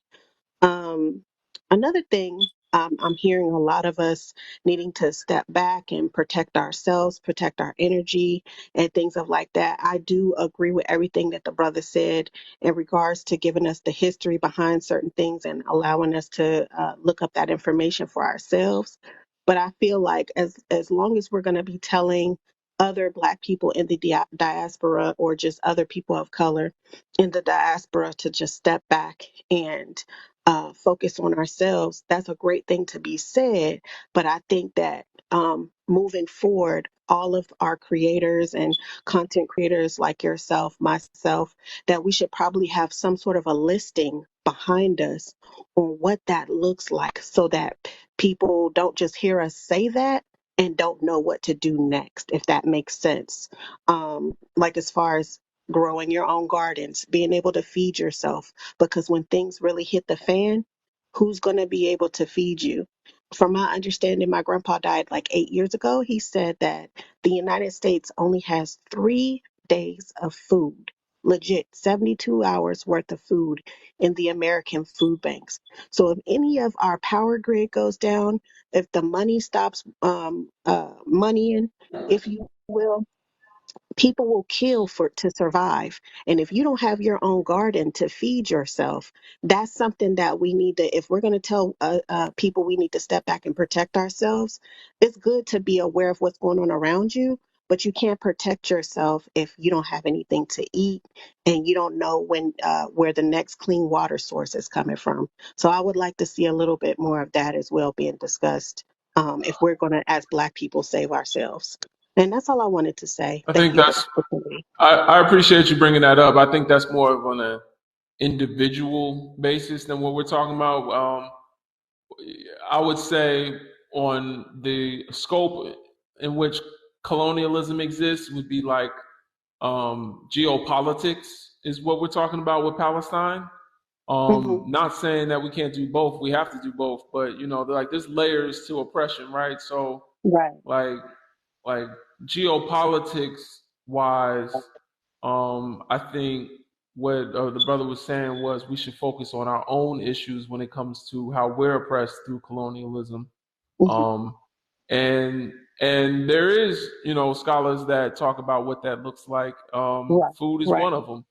Yeah, because I mean, the It government was is paying our farmers to not grow food. You know what I'm saying? So it's still, the government is a form of colonialism, right? So they're still controlling even what we eat, even now to this day, by paying farmers to not grow food. So I guess I'm it's all saying, encompassing. yeah, we're talking about the whole bucket, and food is Yeah. part of what's in the bucket. But Right. when we talk about Palestine, we're not talking about how they grow food. We're talking about how they're being colonized and how their land's being Hmm. taken from them. And Right. so when we talk as Black people on that same topic, and we Hmm.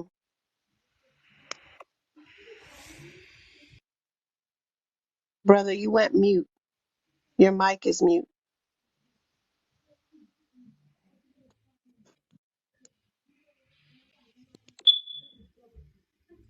can you hear me?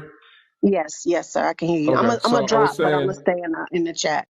I'm gonna drop, but yeah, I'm gonna stay in the chat. okay. Thank you for coming up, sister. Hmm.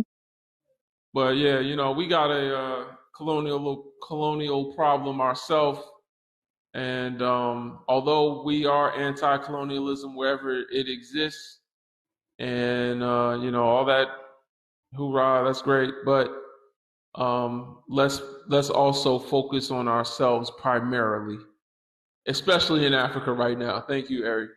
Absolutely. Because anything going on with any other facet or group of people is going on with us, and it's been going on with us for hundreds of years. But we have all of the different types of oppression. They only get usually one, maybe two. Some of them get three forms of the same oppression that we get. All according to Dr. Neely Fuller, it was 9 areas. But then Frances Cress Welsing came and added health, which she was talking about. as an area in which we are oppressed. So there's 10 areas of people activity in which Africans and Black people worldwide are oppressed. So they might get one or two areas where they're oppressed, but it just goes on and on. I would say Palestinians, their struggle is deeply linked to ours. However, freeing us frees them. Freeing them won't free us. So let's keep it a band. Queen Netta, could you give us your age, race, and pronouns? Okay, I'm 28 and I'm a Black female. All right, thank you. And welcome back up. Go ahead, give us your thoughts. Okay, I agree with what the last guy was saying. I mean, I really don't have too much to say because he really done said a lot. But I feel like you just said, anything that goes on the other side of the world, it's affecting us too. Um, so I'm for Palestine because like they should fight for pretty much what's theirs, and them people do not belong on that land. You know what I'm saying? And that's the reason why they control everything. But I don't think us, like, you know what I'm saying, basically choosing a side is going to make us more of a target because we're already a target. So that there to me is like, you know what I'm saying? Like, who cares? Right is right and wrong is wrong. So um that's just how I feel. Like, we already a target, and shoot, like I don't know about like who was, standing for us during the Black Lives Matter movement. You know what I'm saying? But from what I heard, a lot of racial groups was participating in the Black Lives Matter movement. They, But they was talking, they wasn't participating. okay, okay, so they were just talking. Okay, Yeah. like, I don't know, but I feel like he is right. Like, we shouldn't put all our focus over there of what's going on when we have our own issues at hand. But like I said, right is right and wrong is wrong. And if I have to say Palestine or Israel, I'm most definitely going with Palestine. Should Israel people leave Palestine? Of course, that is like without a shadow of a doubt. I feel like they should leave Israel, period, because they went there, they colonized, and they took the land. They are not original to that land, and y'all know we already have an issue with that, with them doing the same thing to us. So that's just it. Okay. Yeah. I think she navigated that well. I ain't mad at you, sister. Thank you. Garpu Global, could you give us your age, race, and pronouns, please? How you guys doing? I'm 38 and I'm a Black female. All right. Basically, I think Mm-hmm. it's Go just ahead. time for us to focus on ourselves personally, because all this is a complete distraction. And as it being a complete distraction, none of them haven't show up for us. This whole Israel thing was established May 14, 1948. And they was here fighting among themselves as European. And that's why they even sent people down there to take those people land. So they need to fight for their land, but at the same time, it's time for us to focus on ourselves and mind our own business completely. Emotionally, spiritually, physically, mentally, psychologically, we have dealt with every pain that they have just trying to deal with right now. And they don't even experience half of what we have experienced as a Black people over all these time and years that we've been going through stuff. So at the Mm-hmm. end of the day, it's time to focus completely on yourself. Prioritize yourself, your family, and your nation, and your society, and everything that concerns the Black race as a whole. That's Mm-hmm. where I stand with all this. I heard you. That's where we standing, y'all.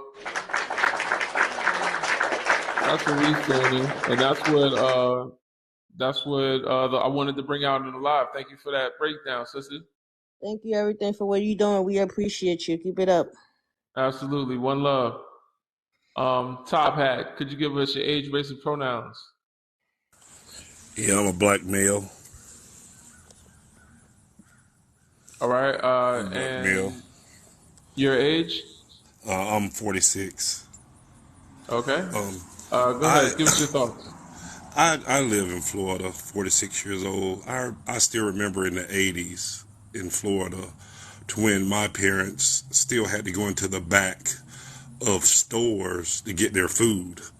There's a place in my little small town called Bet's Big T, and when my mom and grandma ordered breakfast or whatever, they had to go through the back door still in the early 80s.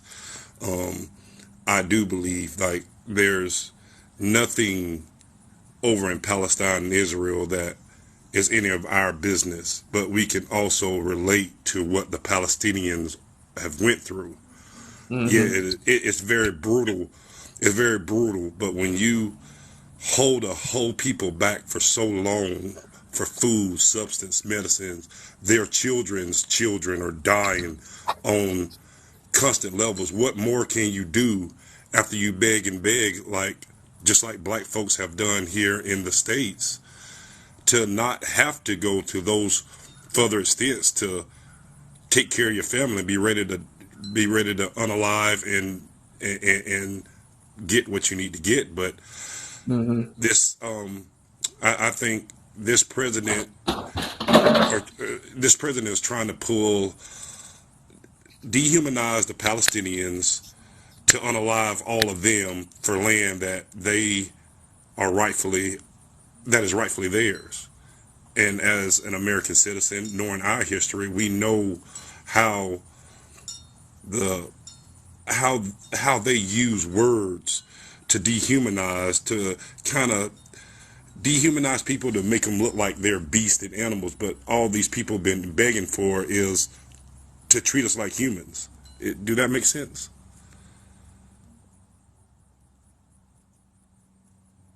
But I don't think America needs to be involved in none of the stuff that's going on over there. We have to Mm-hmm. fight our battles. We have to fight our battles here, and they need to deal with what they've been dealing with over there. We're not in no position, money wise, mental states, to be trying to fight two wars that we have really no business being in. So like Muhammad Ali, none of these guys have done anything to us. So why are we trying to unalive them? But Mm. that's really what Wait, so that's you talking about the Israeli people have done nothing to us? I'm talking about the Israeli people have done nothing to the Palestinian people have done nothing to us. So why are you're asking our children to go over there and do something to them? Hmm. It's all about the Palestinians. Oh, they're just evil. They're not human. Oh, just need to unalive all of them, and really just gentrification. Just take them all out. That's what they're. That's what I just heard on the news. Like they just want them gone. Well, I And would say that Israel is I feel like they're a branch of American imperialism. You know what I'm saying? So, yes, you know, they and themselves might not have directly. I mean, there is anti-blackness even in Israel, but um, they have played a role uh, in our oppression. So, but do we have anything to gain from either side winning? I don't think so. Like I said earlier, freeing the diaspora, freeing black people from Western imperialism frees everybody from Western imperialism, but freeing Palestine don't free us. So, all right, it doesn't free us, but think about the lives of our children that would go there. There has to be boots on the ground. Our children, the government would be asking our children to go over there. I can't speak for the Caucasian, but our black children to go over there and Yeah, but cause harm. you're talking about to fight for Israel. Yes, to fight Okay. for them, to fight for them, to a people that has not. Oh, excuse me. Fight a people that has not had any, like the Palestinians haven't done anything to black folk, haven't touched our soil and try to commit murder on us or unalive us. Dude, they do that every day. They send our children, like you said, they turn the same children, they send them around the world that the media don't cover, especially in Africa, all over the place. They do the Yeah. same thing. Even The right now, same thing you Haiti. you saying. They're doing it right now as we speak. Right as we speak. Come on, bro. We got it. We keep saying that they unalive our children all day, every day. They're doing the same thing that you're trying to Exactly. speak of right now. So we're not going there. We want to focus. Let's just focus on us, like we've been focused on, and be neutral Yes, if that's what we want to yes. speak on. But saying that, oh, this, that, no, because again, at the end of the day, I'm speaking on, when it comes down to Palestine, especially like the Arab as a culture, as a people. Look at the state right now. When you look at the convenience store, the Arab store, the gas station, in our own neighborhood, our own community, these are the same people are making benefit more than all of us. They are see, these are the same people. We're talking about the music that Mm. we love so much. The industry is Mm-hmm. run by the Zionists, the Jews, right? Or the community that we go by, the chip, the sodas and stuff that we love to eat is owned by them. We are here fighting from the same block that we don't even Mm. own. The white people own the land. Exactly. So what we working on right Brother, now? brother, brother, brother. Even look at West What Exactly, we and Africa you working see, on? today. Prince, and you Prince, don't come. see none Even of look us at behind West the cash Africa today. registers. What is happening right now in West Africa? We have Arabs Man. literally coming and killing a bunch of our people. In Mali right now, they have this new Azawad state coming and killing the indigenous Malian people. Unaliving, man. Arab. I mean, sorry, unaliving them. My bad. Like this, right? Same thing going on in what's it called in Niger. Same thing going on in Mauritania. Even now coming in towards Nigeria. So it's like You're we welcome. have our own people dying in Africa, but Mm-hmm. nobody cares about it in the media. Of course, we know Alive. the media is not going to show it. Our own people unalive, my bad, in Africa right now, but nobody is, paying attention to that. So that's what I gotta say. Right. And this live is hopefully because we did unpack why brothers and sisters are not paying as much attention because of the mainstream media. But hopefully this live can encourage some of us to do our own research. None but ourselves can free our mind. That's the words of Marcus Garvey. Let's think for ourselves, brothers and sisters. Um, Yeah, I go watched ahead. this movie. I watched this movie the other day, right before all this kicked off. It was about the plantation uprising in the 1800s. You probably have more knowledge about it. I just watched the movie about it. I didn't know nothing about it. But the Mm-hmm. same reason Palestine went across those borders were the same reasoning for the plantation uprising. Hmm. Do you know what I'm talking about? Are you talking about Nat Turner? You talking about Haiti? What are you Yes, talking Nat about? Turner. Yeah, the American Okay. plantation uprising. I think it's Nat Turner. That was the Mm-hmm. guy. Yeah. If you can inform people about that, like I really don't know because I just watched the movie. I was like, wow, I never learned this in school. I didn't even know nothing like Mm-hmm. this even happened. But it was it was real. I googled it. It was for real. And Yeah. for the same reasonings, almost the same reasonings. They just wanted to be free. Uh, and it was brutal. It was very, very brutal. And I'm 46 and I just learned about that. Wow. There's a movie Yeah, about it. yeah, off of watching a movie. I just learned about that. I didn't even know. No, I'm saying there's a movie.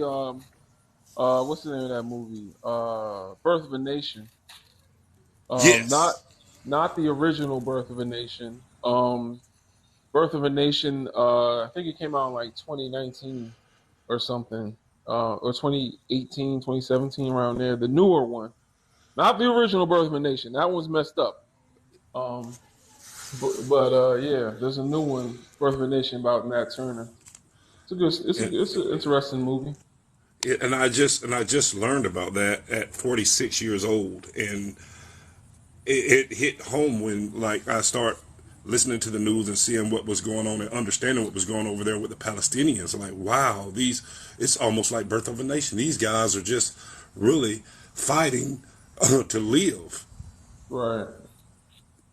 If you have me confined in, you have 2 million people confined in almost a 30-mile area with the lowest of low, barely getting by.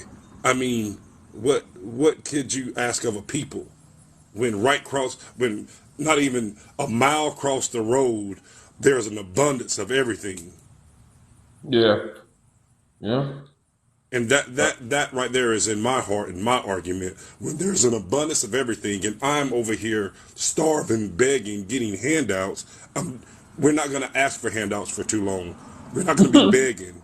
We're not going to be Hmm. begging for substance for too long. We're not going to sit here and whine and cry and watch our children's children die or unalive for too long before we make Yeah. a stand. We make a stand, and we're going to make that stand. When you make that stand, you have to make that stand so horrific that we're not playing. We're ready to unalive for this Right. if we're not heard. So my heart goes out to the Palestinians. Hmm. Well, thank you for that breakdown. Appreciate you. And I love what you do, brother. And I'm going to get off, and I'm going to stay on the live. I'll be just listening in, but you're awesome. Thank you so much. Yes, sir. Appreciate you. One love. All right. Ari, what's good, my brother? Hey, legend. I see. You know me. What's it called? You want me to state my age? What was it again? Race Age, and race, and pronouns. yeah. I'm Mary. I'm 25. My race is black. You know, African. Like this, right? You know, we're all Hmm. of African descent here. Um, my pronoun he, him. So All the right. thing is that, like, you know, as black people, like, honest, like I said, to me, this is not our fight, especially right now. I don't know if you guys know what's going on. Like, for people who are supporting, who are pro-Palestine, especially if you live in the States, they're actually making a list called Canary Mission of people who are like, who are pro-Palestine or pro this, who are basically like getting involved in this kind of stuff, I guess, right? And Hmm. they're making a list and they're giving it to see different CEOs of different companies to know who to fire now, so they can take this and start firing their employees, so they know who's pro Palestine or pro this. You get what I'm saying? And Damn. so it's called canarymission.org and Webster too. There's two websites right Wow. here. So like this, I know a couple people that, in fact, I know a couple people who just got made the list. They're from Hmm. what's it? Yeah, Interesting. yeah. Like one lady, one person I know, she's from, I forgot. I think she's from Jordan or something like that. Now she doesn't care because her plan is that she's getting her education here because she's with my same master program I'm doing right now. She's getting her education. Once she's done, she's going to Saudi Arabia to go work. So we have to really be smart with this kind of thing because you know, when the dust comes to bite all us, we're the ones who are going to suffer the brunt of it. You get what I'm saying? A lot of these people you see Hmm. protesting, like especially a lot of them who are like, you know, who are of Arab descent, not to be sound mean or racist, but a lot of them, they already have like a cushion, if you get what I'm saying. Like for them, they're already like, okay, throwing for them, it's like when they do it and they get make the list or they get blacklisted or anything happens to them here, they're going to, a lot of them are going to go work at Saudi Arabia or the UAE, you know, where Dubai is, or Oman and Qatar. That's their end goal, end game at the end of the day. Us, Hmm. we don't really have that kind of cushion. I mean, we could try doing that too, but how many of us do you think they're really gonna go, or what's it called, allowed to go over there to Saudi Arabia to work as expats like that? Hmm. So we have to, one, be careful with who we like this, right? And I'm not saying, oh, support Israel or like support, or like, to me, I just think this is just not our fight at all, Hmm. and it's more dangerous for us like this right now.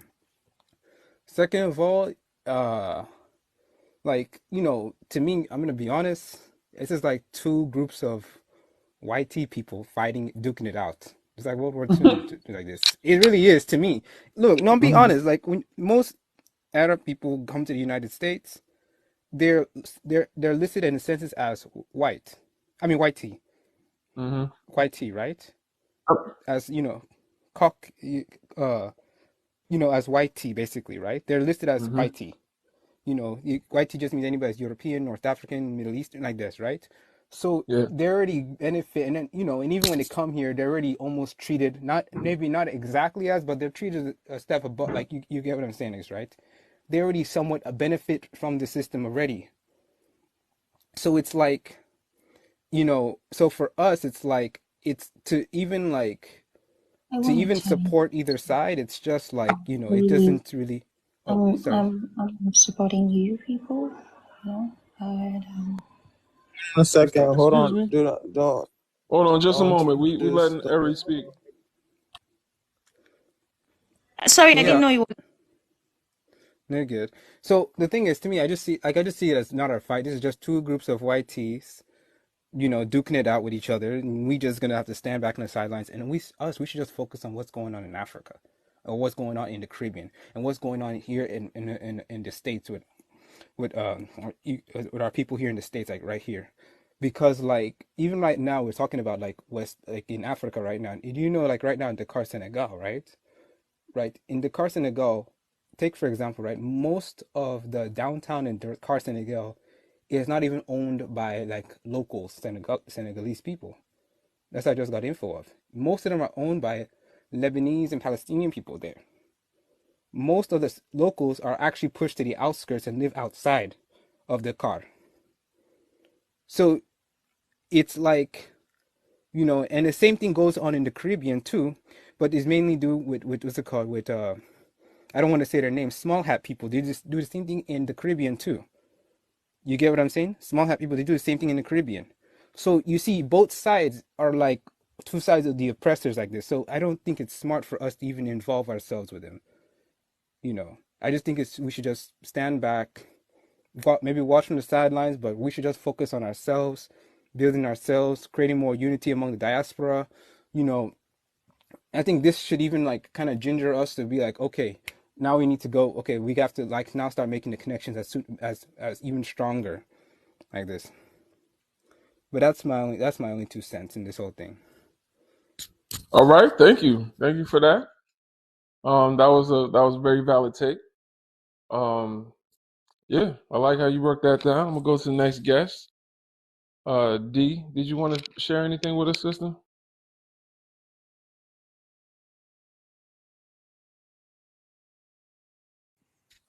D, you here, sister? Oh, sorry. She might have Who's stepped off. sorry? Joseph G, go ahead. Give us your age, race, and pronouns, Joseph. Oh, wait. My name is Joseph. I'm from North Africa. I'm Moroccan, and I'm 33. So, What was your race again?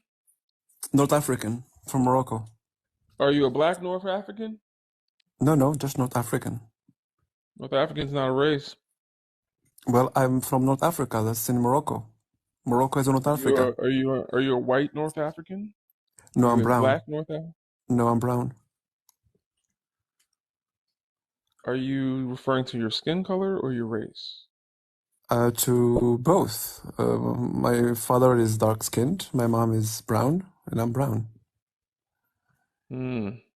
Mm-hmm. So you're not brown as in you're from India.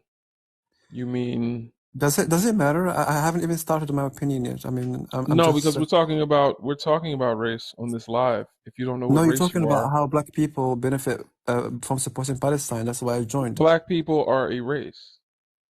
Yeah, but that's why I So joined. if you don't know what the hell race you are, then how are you I'm going to from take part in this discussion? I'm from Morocco. Morocco is in North Africa. We are brown.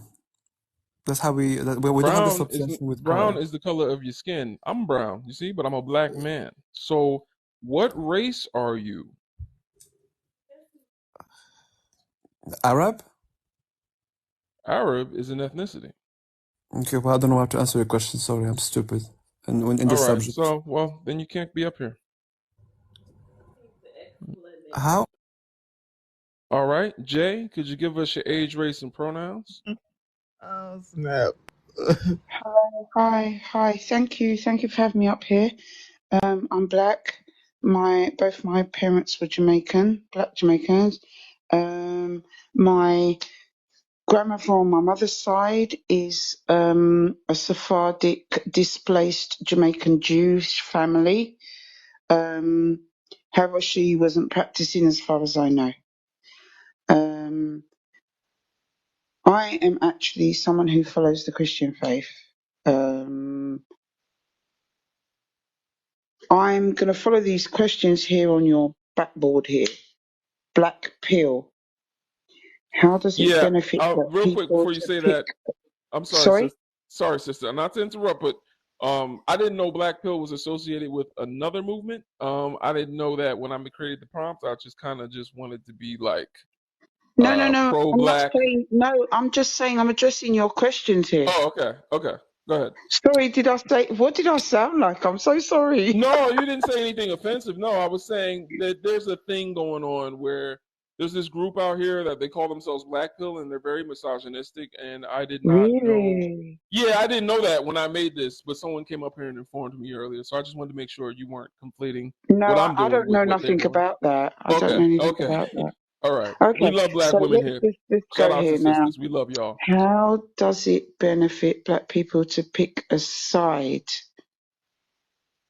It benefits them to just, they need to pick who their people are. Of course they're going to do that. How can you not stand and pick your own people and pick what makes it for your own side? Are you talking in a particular war here or something? I don't know. What's that question mean?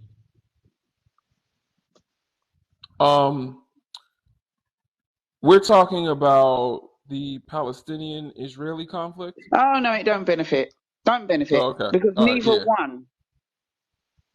Yeah, As that's far what as we're I'm talking about. concerned, both have caused problems as far as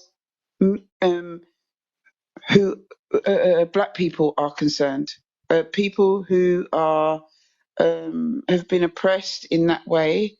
It don't benefit them to pick a side unless we can see they're going in our way and they're benefiting us. How does it benefit us? That's where we would look at it.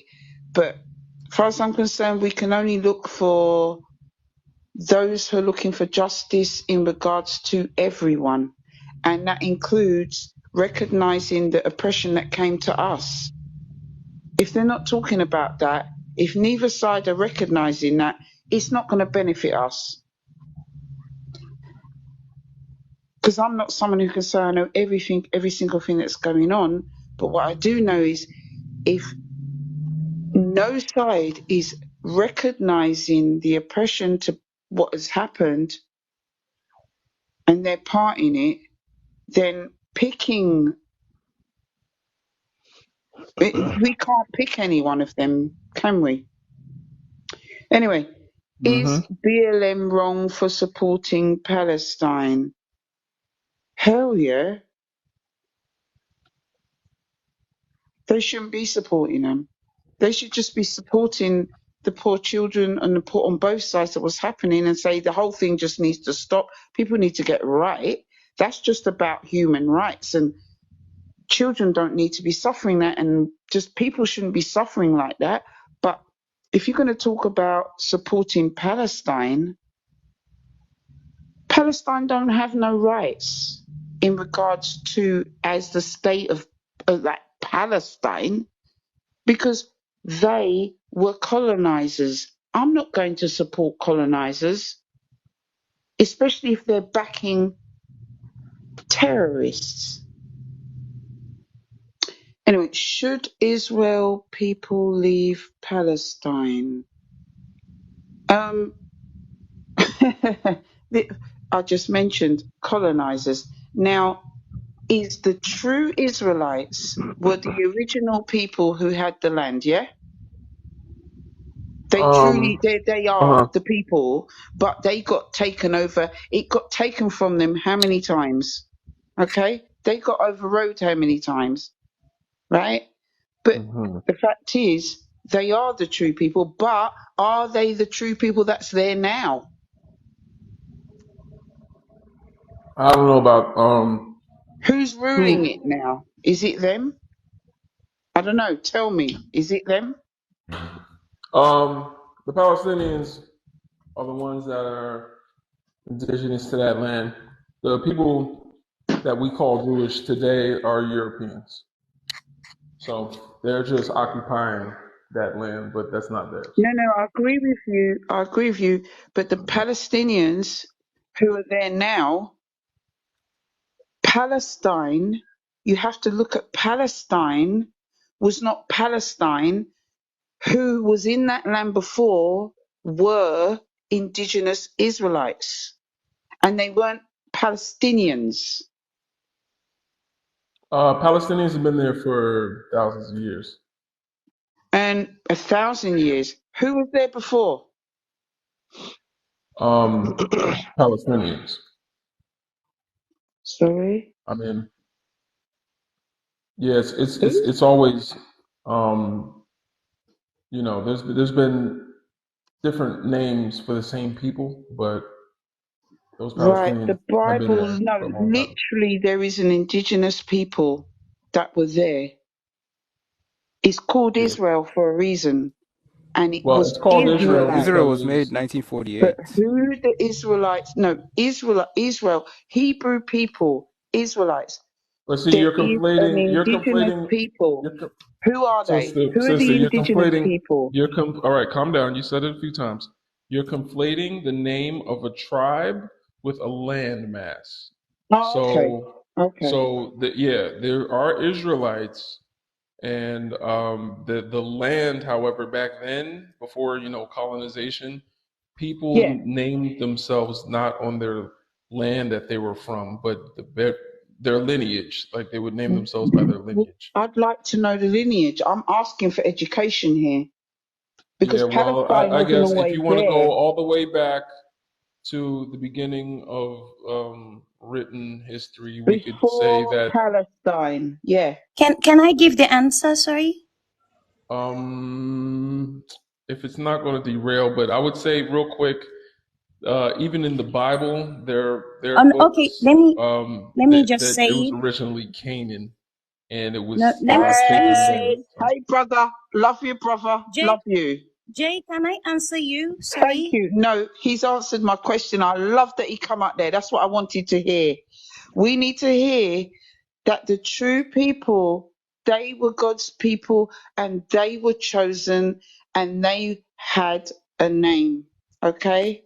No, but see, as an anti-colonialist, I read the Bible and I hear about how Canaan was stolen from the people that were indigenous there, and unfortunately, I have to say that we should give it back to the Canaanites.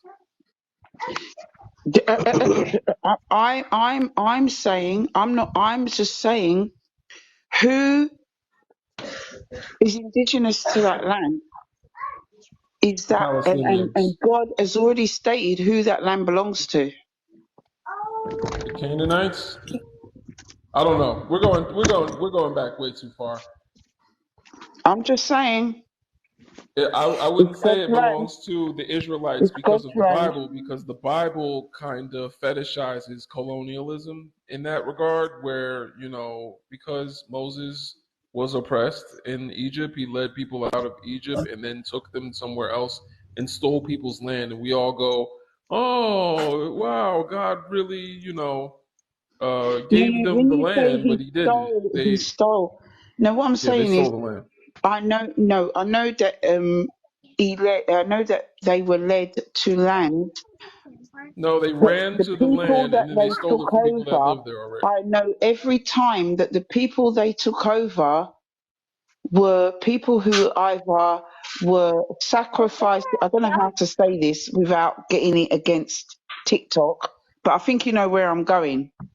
These people were wicked people. Whoever they took over, they were wicked people. Hmm. They were doing wicked practices. And God even Uh, spoke against, God even, whoever, he took um, certain people and chose certain people, and they came from people who he chose came. What kind of people did Abraham come from? Can you tell me? black people. Right, no, but what were the practices of those very people who he separated them? separated him from. He didn't come from, he was separated because those people were not doing, he separated him from them.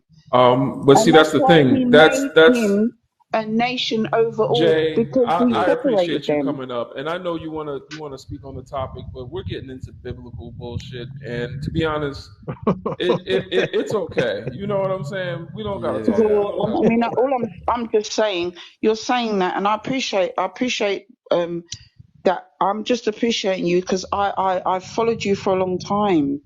It's not just now, and I really respect you, bro. I really do. it. I'm Well, I just appreciate saying because that. I don't want this to I'm turn just into going a to explain biblical myself discussion right now. I'm just going to because explain myself right now. I just am someone that just wants, um, I just want right. I'm not out to, I'm not out to put this and put that. I just want right. okay. And I just don't want to see injustice. And that's where I'm coming from. Yeah, I'm tired of injustice happening within the black community. And so am I. So, I so am that. And hmm I am someone that has got been my roots and who I am has been so whitewashed out, and I'm fully aware of it. all right. Well, let's move on. Thank you for sharing that. We got another guest up here. Everybody, please tap like. Let's get to 100K likes. We almost there. Everybody down there, if you could, please tap like, tap like, tap like. When we get to 100K likes, um, I guess we'll have 100K likes, and we'll be able to protect the live as we get there. Share the live with some people that you know. Share the live, and the next guest is Cassie. Would you give us your age, race, and pronouns, please? Okay, good evening. My name is Cassie. I'm African, Are West you a Africa black to be African? precise, Nigeria. Okay. Are you indigenous to Nigeria? Yeah, Okay. I'm equally from, yeah, very indigenous. So you're a black Also, African. yes, I'm pure black. All right. That's great. All right. Yeah. From this whole thing, my take is that black people should actually not should not interfere. Let them do their thing. May the best man win. Because I don't know, I don't know this, but I stay in Africa, I stay in Nigeria, and at the northern part of Nigeria, people are killed daily by the Boko Haram. They get killed. If you draw up the maps, Sister, I mean, you can't say the world, with the K. You gotta say unalive, right? So okay, yeah, yeah, sorry. don't say They're yeah, go ahead. unalived daily. Like if you go to my TikTok, you see videos of unalived people, like the problem that is going on in Africa, in Nigeria, at the northern part. Now, let's. She asked a question. Sorry, and I want to tell us something. Let me tell us the truth. There are 12 tribes of Israel, and we have known even up till now that there are black Jews. This country that we are looking at, this Israel, is just a tribe out of the 12 tribes of Israel. Just one tribe. And that is the house of David, which is Judah. This is one tribe. And you run up the maps, you find out that the other tribes were carried out into slavery, which you find in you see Ethiopian Jews, you see black Jews scattered all over the country. Now, I also want us to remember one thing. If you look at the statistics of, if you look at people that are the most persecuted, I want you to always remember that Christian, blacks, and every other thing else. That is one thing people do not understand. You cannot, it's there. The fact that you're black skinned is there. No matter if you support the Palestinians, they do not rank you. They do not see you as anything. Even if you, at the end of the day, you say, okay, I want to be a Muslim, come to Saudi Arabia. Come to Saudi Arabia and you see how they treat black Muslims. Not that they are not Muslim, they are actually blacks, but they are Muslims. But because of their skin color, they put them down. They're slaves. They work as housemates. They don't have any tangible thing they do. Like they're not even given they're not seen as people.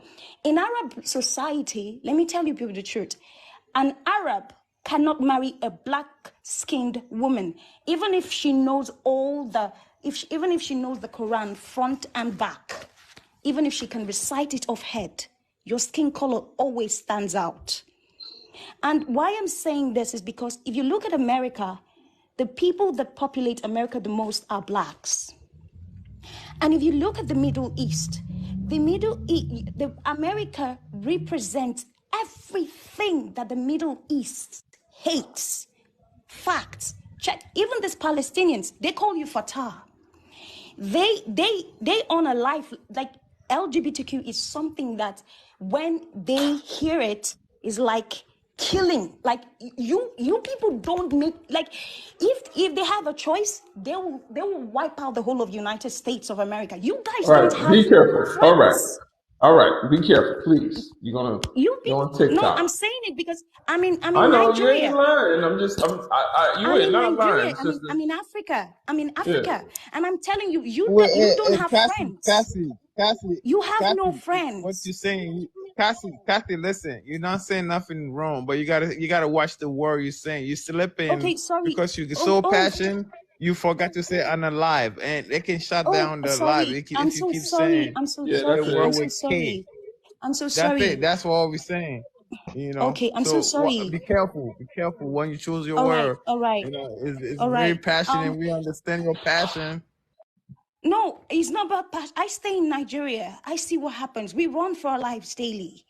Like we can eat. You eat with someone, and the person you got. Imagine you have a Muslim friend, and you guys are eating. You bring him into your house, and he eats with you. You clothe him, you feed him, and then the next minute they have this religious something, and then he unalives you, and he tells you it's because of his religion. And that is one thing I hate about black Muslims. They don't listen.